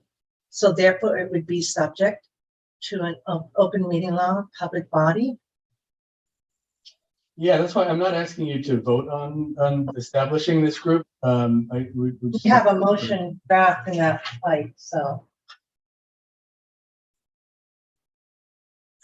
I guess it's authorizing you to convene it. Right. Okay, I just need to know. I'm glad that you clarified that, what we've done and what I'd understood was a legal approach for working groups. I just want to make sure that I understood that. Secondly, I guess I want to know how this competes with all the extensive work that Executive Director Wells did to establish the framework. And Dave, you're the most knowledgeable about that. So how does that fit into this? This would be all the work as far as the Fair Pay Act and things of that sort, a lot of work was done. That would not be touched. In fact, what I'm concerned about is as we start these increases, the amount of people we're hiring, I don't want that model to get destroyed or get suffer through compression because of salaries coming in. It would not change what was put in place by Karen at all. My assessment here is that the speed in which these things are coming in are quick, and having a group together that can get it done quickly and effectively is really my motivation. It So- wouldn't be that it's not to change an existing practice at all. So In it's fact, that I'm sorry. I think that for the executive director, that is actually one of the core functions of the executive director. Right. To make those decisions. And right. So I guess to Derek's earlier point, I am wondering about the composition, because I would imagine that the work would be very, very closely done by Todd, you, and whatever division. Let's say it's a director ban, a sports wagering piece. Sure. So, and so if it's this working group, I kind of wonder if that's actually going to be as nimble as you would want for these really quick decisions. Madam Chair, may I answer that? Sure, I'm asking you anyway. Okay. Since I have been here and in my past, I have worked very closely with finance. And when we're looking at any level, when Karen was here, whatever, I would partner immediately. So that's, I'm sorry, yes, with Derek too, yeah. Derek too, that and the executive person where the proposed change is going to take effect, certainly. But normally at the very end, that person would move over here. GC would not be involved normally, and it would be Karen, myself, and Derek looking at it. That's the model that we have had in the past. And Derek, correct me if I'm wrong, but the operational person would not be involved, but it would be Karen, Derek, and myself that would be looking at everything. Karen would say, what about this? What about that? Certainly Derek did the same thing. I'm looking at exactly, this is what has been proposed to me. If there's a question, I would go back, speak to that particular ops person, come back and say, well, this is how it is. We would rarely pull the person in unless it was something that really needed to be happening very quickly. And we just didn't have time to collaborate and have meetings. But that's the model. Why not do that, continue doing that? Because that seems nimble to me. It is nimble, but there are times when we were creating new departments, new divisions. Movement is happening very quickly. And when that occurs, it just can't handle it that fast.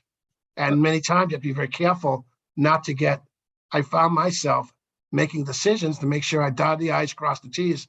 Do I have enough eyes looking at this to make sure I'm not making a mistake? So I looked at it as a great way to collaborate and really get a handle with a group that says, listen, we are looking at X amount of changes in the next 30 days. We should start working on this, and this is what we need to do, as opposed to taking one-offs and then going in and getting it done quickly. That was I looked at it as a more tactical approach. Got it. Yeah. Go ahead. I'm sorry, Madam Chair. And one of the things that we did notice, and Dave and I noticed it, we missed some, right? So we did have some unintended consequences, and we don't want to destroy the work, or not destroy, but throw wrinkles into the work that we did do in 2022. That was a lot of work, and a lot of these things are coming quickly. It does make quick, and to have a few more eyes take a look at it and say, hey, did you think about this consequence? Did you take a look at this factor? Did you make sure that this division isn't being impacted in a negative way? And Dave does an excellent job with that, with his HR team. I'm looking at, did we have it budgeted? Are you trading a position? Are you not changing it for that? And to have a few more eyes to say, well, did you really think about this? I just think it helps. And, cadence, we can meet weekly. These usually are the most pressing matters that come up when, especially when Dave's dealing with his clients, people that want these things to happen. So Dave is good at getting us organized quickly. There are times he comes down to my door and says, whatever you're doing, I need you to just drop it and pay attention to this for a minute. We could keep it just 3 people or 4 people, but I think having more people involved in it makes sure that we're not missing something. And I'm not perfect. I'll be the first to admit that. So we have missed it. Having some more eyes, some more thought in there, I think is helpful. Commissioner O'Brien, Commissioner Maynard, this is a proposal from the interim executive director, and I know that your work is underway. I am wondering how you feel in terms of timing of this request. Yeah, so that was my question. Like, we are hopefully done in the next, several months at the outside, with this going back to a full-time ED. Possibly the process of bringing in, chief of staff, first assistant, whatever you want to call it, an assistant to that ED. So I'm just wondering about the need for it right now, given that posture. Commissioner Maynard? I have a question before I have a statement. My question is, Dave, how many, or Derek, how many people do we think we're bringing on, let's say in the next 30 days, to Commissioner O'Brien's point? I'm trying to get a feel for this. One position, 5. Based on the field, it's probably going to be more field than one-on-one federal. So I don't know, probably say 5 to 7, maybe. That's pushing it. That's a lot. That's a lot. And many of those are really hires. What happens, it's not so much that, it's the changes that occur. And we may have, a perfect example is this. We're coming up with union contracts. A lot of information is going to start flowing regarding salaries, how it's going to affect us. They're going to be requesting. A lot of intricate discussions are going to take place. That's in the field world. That's an example where the committee will be coming to you folks saying, this is what we have. So that's above and beyond. Without that, I'd say probably about 3 to 5 instances come up a month where someone would like to do X and promote someone to Y, or feel that they're ready to do X and this person leaves and I want to backfill this person, but I think they're ready for this. That's how it normally comes up. And then we break it down and we find out if it's a position that we already have in the org chart, or are you talking about the creation of a new position? And we had a little bit of a rash of that about 3 months ago, that new position approach, which was, that's, certainly, that cannot be rushed. So I have a couple of thoughts, Madam Chair, with that answer. Sorry, long-winded. No, perfect answer, Dave. I appreciate it. It's obviously a lot of work has went into this, and I appreciate the work that's went into it. And I see trying to actually be in conformity with what Karen had put together and some outside groups and Commissioner O'Brien and others. I guess my thought is a couple of things. One is I would want the chair to bless whatever is coming out of this, because anytime you talk about assigning a commissioner or doing this or doing that, I would want, no matter who the chair is, to have, I think it's just a function, right? And that's guarding my colleagues and the authority of the commission. So that's the first thing. The second thing is, I think that, to Commissioner O'Brien's point, we're moving pretty quickly. I think we're going to be able to turn some of those interims into permanents. I've heard Commissioner Skinner and Commissioner Hill say something similar on the IEB position. I would say that, Dave, I trust you. I trust Derek. I trust Todd in his interim role to take care of these matters as few as they're going to be before there's a permanent position, before anything like this will be put together. I also question the number one commissioner, right? There could be theoretically two commissioners on it, right? I'm just sitting here thinking, again, something that the chair could think about. But those are my thoughts. I just think this is, I think it's good. I think I see the work that's been put into it. I appreciate it. I respect it. I hear what you're saying. I think I would just hold off to try to get some permanent folks in those positions. Because right, if those folks come in, now they're coming into a situation where work has already kind of been started and then stopped and then started. That's what I'm worried about. Okay. I think we're also kind of in a legal, got a little legal problem here. Okay. Because we really can't give a blessing to this committee. I see. Because if we do, Then it's your committee. we've triggered this being a public body. I see.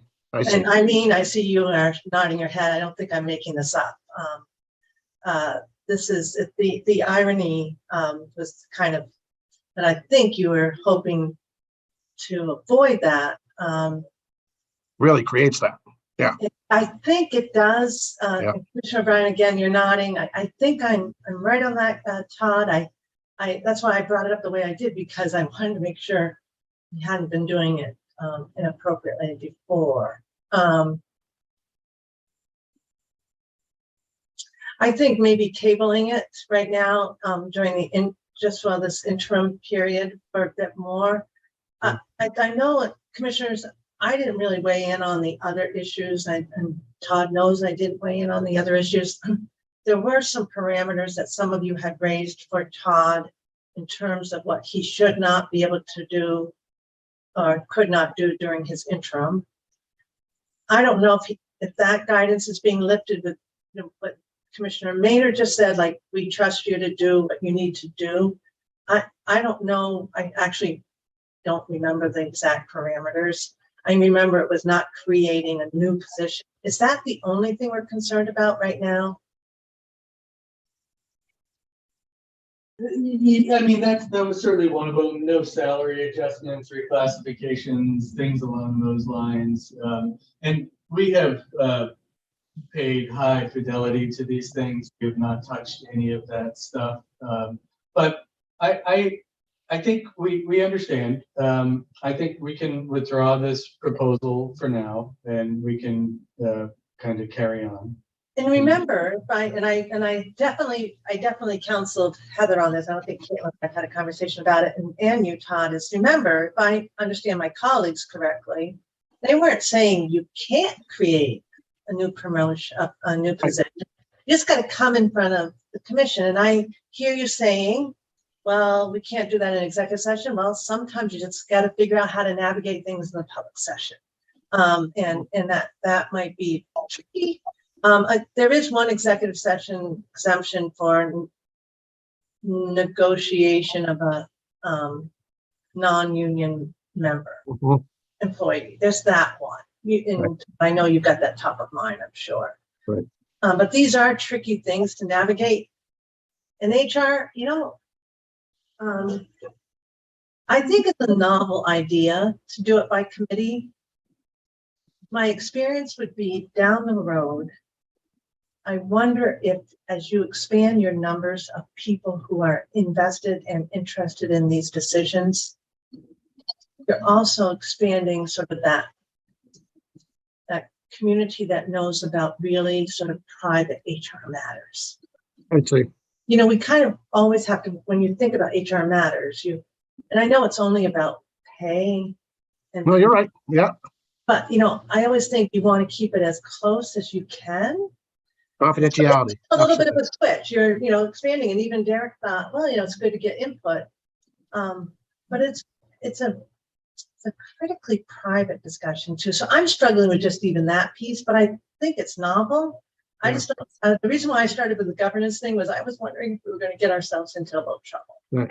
No, I think we totally understand this. This was a little niche idea to try to address an issue that has come up a couple of times.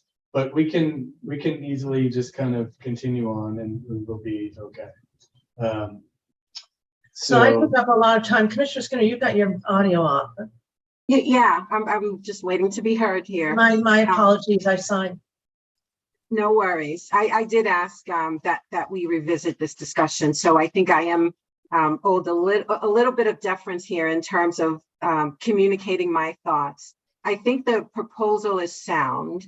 I know that there has been a legal question as to whether or not the commission, whether or not bestowing the authority, granting the authority to the interim ED to create this committee is in effect the commission creating this committee. So I'd like to have some clarity on that because I'm not hearing the request, and I think Todd clarified this as commission create this committee. I understand that the interim ED is asking for the authority to create this committee. Yeah, that's right. And I get the nuance there, and I'm very comfortable with the idea that I would be creating the committee, not the commission. But obviously, because of the restrictions that are in place, I can't just create this committee that is going to do this stuff. So there is a rub there for sure. And, you know, just to reiterate, this was really just intended to address very small, relatively small things that may come up. And I would suggest that even if it's just one person we're able to address over the course of the next few months, then to me, it was worthwhile. And that's why we proposed this. There's no suggestion that there are going to be dozens of decisions that need to get made. But we don't have it. That's not what happens. As a practical matter, we don't have dozens of things that are coming through. There are a couple here and there that we thought it would be helpful if we could address in the short term.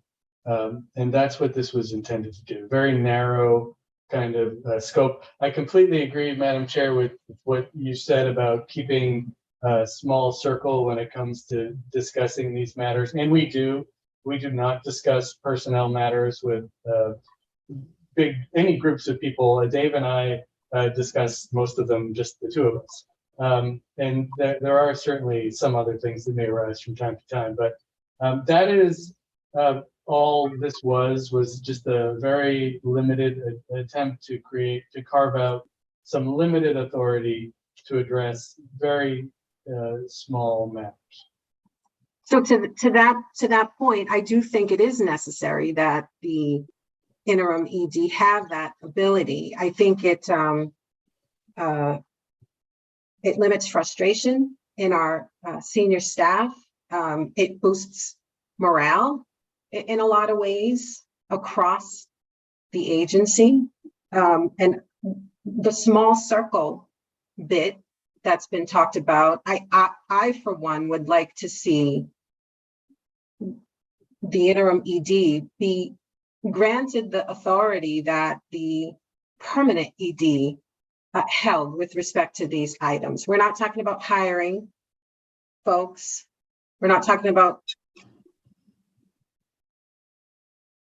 reassigning staff, right? We're talking about creating these small opportunities, granting these small opportunities for some advancement with respect to compensation as necessary. And you know, I'm aware that there were a couple of issues that have come up over the course of Todd's tenure as interim, and I think it's unfortunate that what would typically not come before this commission for a decision, I think it's unfortunate that we're now requiring that they do, and I don't see the wisdom in that at all. Commissioner Skinner, I'm in agreement with you on this. Under the statute, the interim executive director has the same authority as what the executive director would have.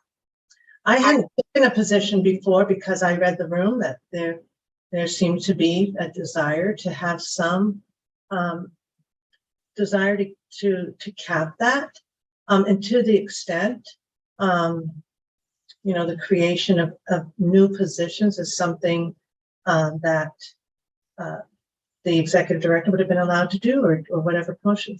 I myself, I don't have a problem with that. I thought today's was a little bit more of a more outside the sort of the realm of normalcy in terms of how you deal with this issue than certainly what we've been addressing in the past. So to the extent, I think maybe I didn't object much when we first talked about these parameters on Todd's ability, was because I also didn't know how long the process was going to take.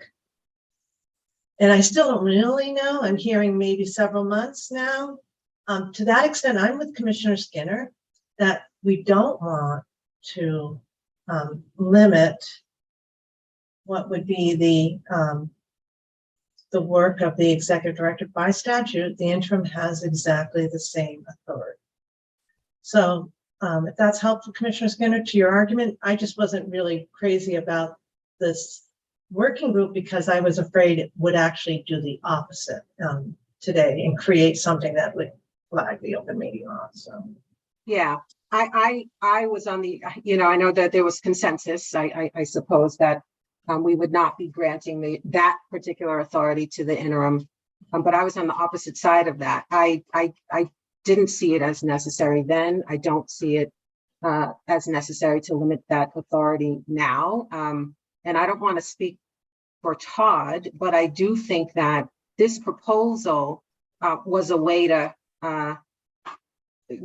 gain approval. It's sort of a way to give some level of comfort to the commissioners that Todd wouldn't be making these decisions on his own, or if that were a concern, or that they wouldn't be made recklessly. So, I do, as Commissioner Maynard said, I do applaud the work that has gone into this. I think it's very thoughtful, but I do want to have us consider just allowing the ED to be the ED, whether they're serving in an interim capacity or not.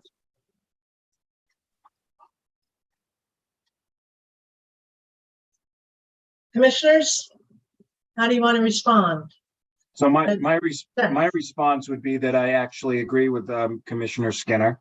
So my question would be, process-wise, how do we do that?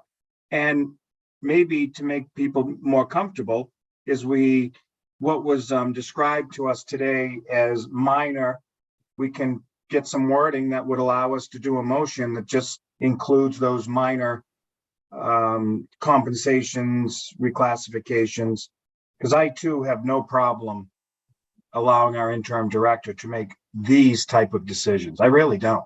Me neither. So But I don't think a working group is needed to do it. I think we have a simple step. yeah.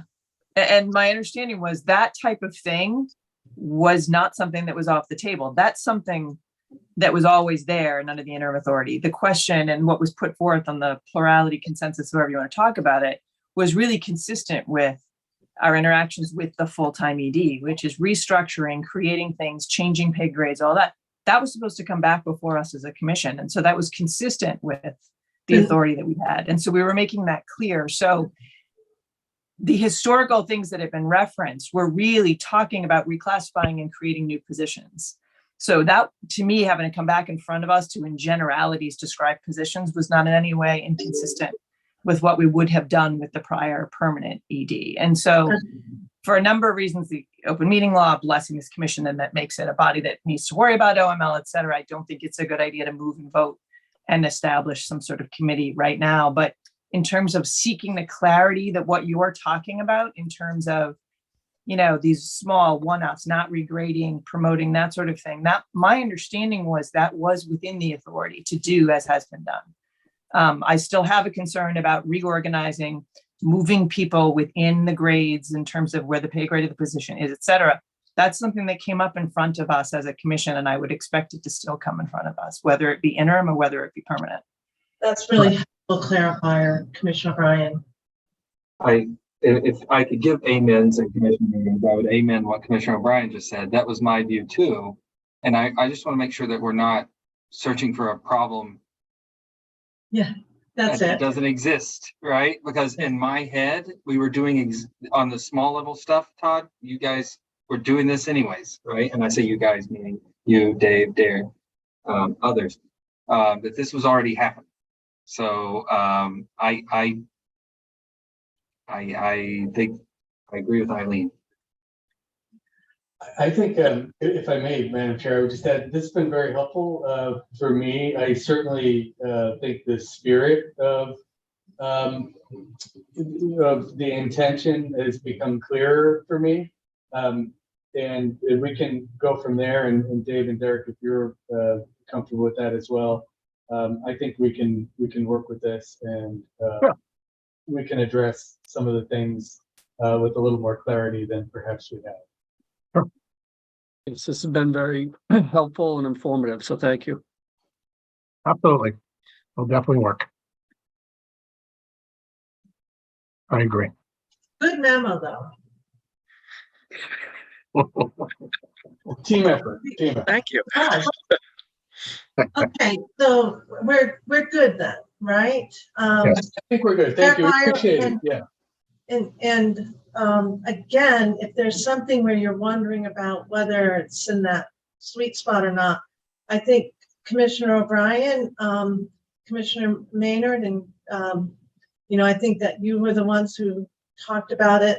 Again, Commissioner Skinner, I think I didn't ever really comment because I sort of read the room, but it seems though it's a really narrow piece of stuff that needs to come back. And as Commissioner O'Brien says, we'd expect any ED to come before us on it. Right. Okay.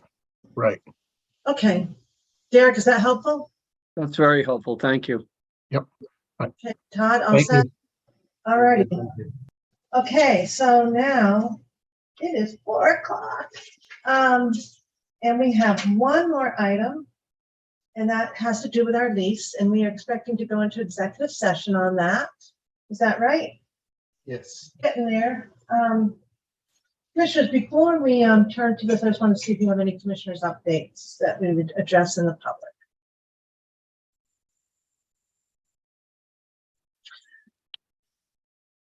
Commissioner Hill, can I just mention one thing that I forgot? On our letter, and Todd, on the letter that we approved that would be going out on the legislative proposals, we didn't include in the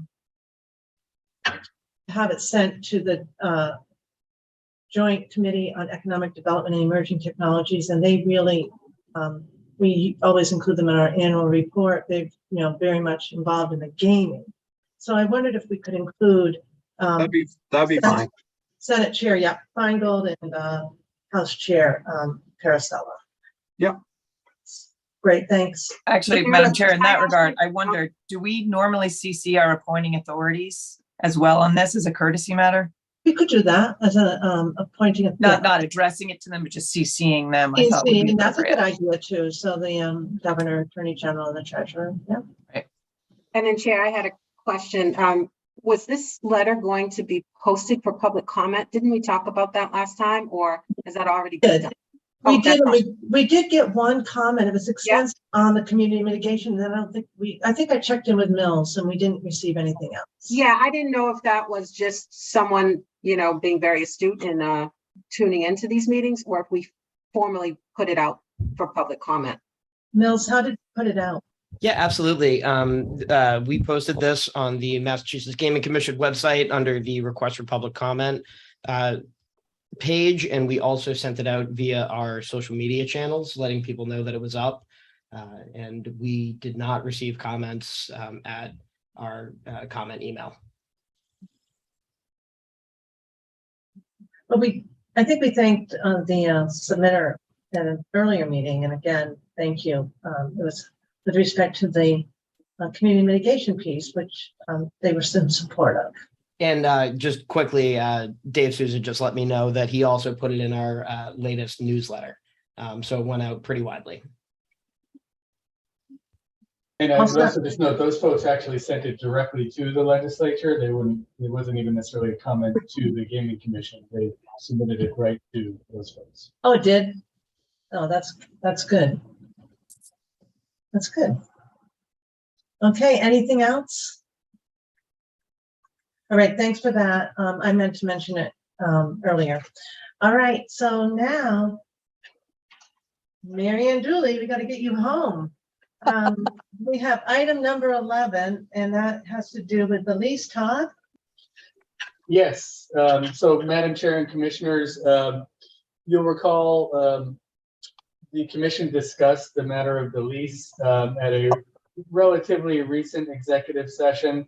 And as we were prepared to take action, one detail emerged that we wanted to make sure the commissioners were aware of. Are we in executive session? Not yet. No, No, he's no. going to. No, he's just setting the stage. Just teeing it up. I'm not going to get into details. Sorry. But thank you. I appreciate. No, I always That's appreciate good. it. That was good. Appreciate the check on that. Way to go, Attorney Dooley. Yeah. So with that, I don't really have, pursuant to Marion's point, I don't have much more to say other than there is one detail we would like to share with the commissioners relative to the negotiation of our lease at 101 Federal Street. And I do believe an executive session would be appropriate if you're so inclined to discuss it there. Thanks, Todd. So, as you know, I have to read into the record. The commission anticipates that it will meet in executive session in accordance with GL Chapter 30A, Section 21A6, to consider the lease of real property, specifically the commission's office space at 101 Federal Street in Boston, and associated considerations, as discussion at an open meeting may have a detrimental effect on the negotiating position of the commission. The public session of the commission meeting will not reconvene at the conclusion of the executive session. Do I have a motion? Mr. Skinner? So moved. Can I just say that? So moved? Absolutely. Second. Okay, thank you. Commissioner O'Brien? Aye. Commissioner Hill? Aye. Commissioner Skinner? Aye. And Commissioner Maynard? Aye. Okay, and I vote yes, so that's 5-0. I want to thank the public that stayed with us during this long meeting, lots of business covered, and especially to our team. Excellent. We are very lucky to have the depth and richness of your counsel so that we can make informed decisions. It's not lost on any of us. Have a good day. We're going to now get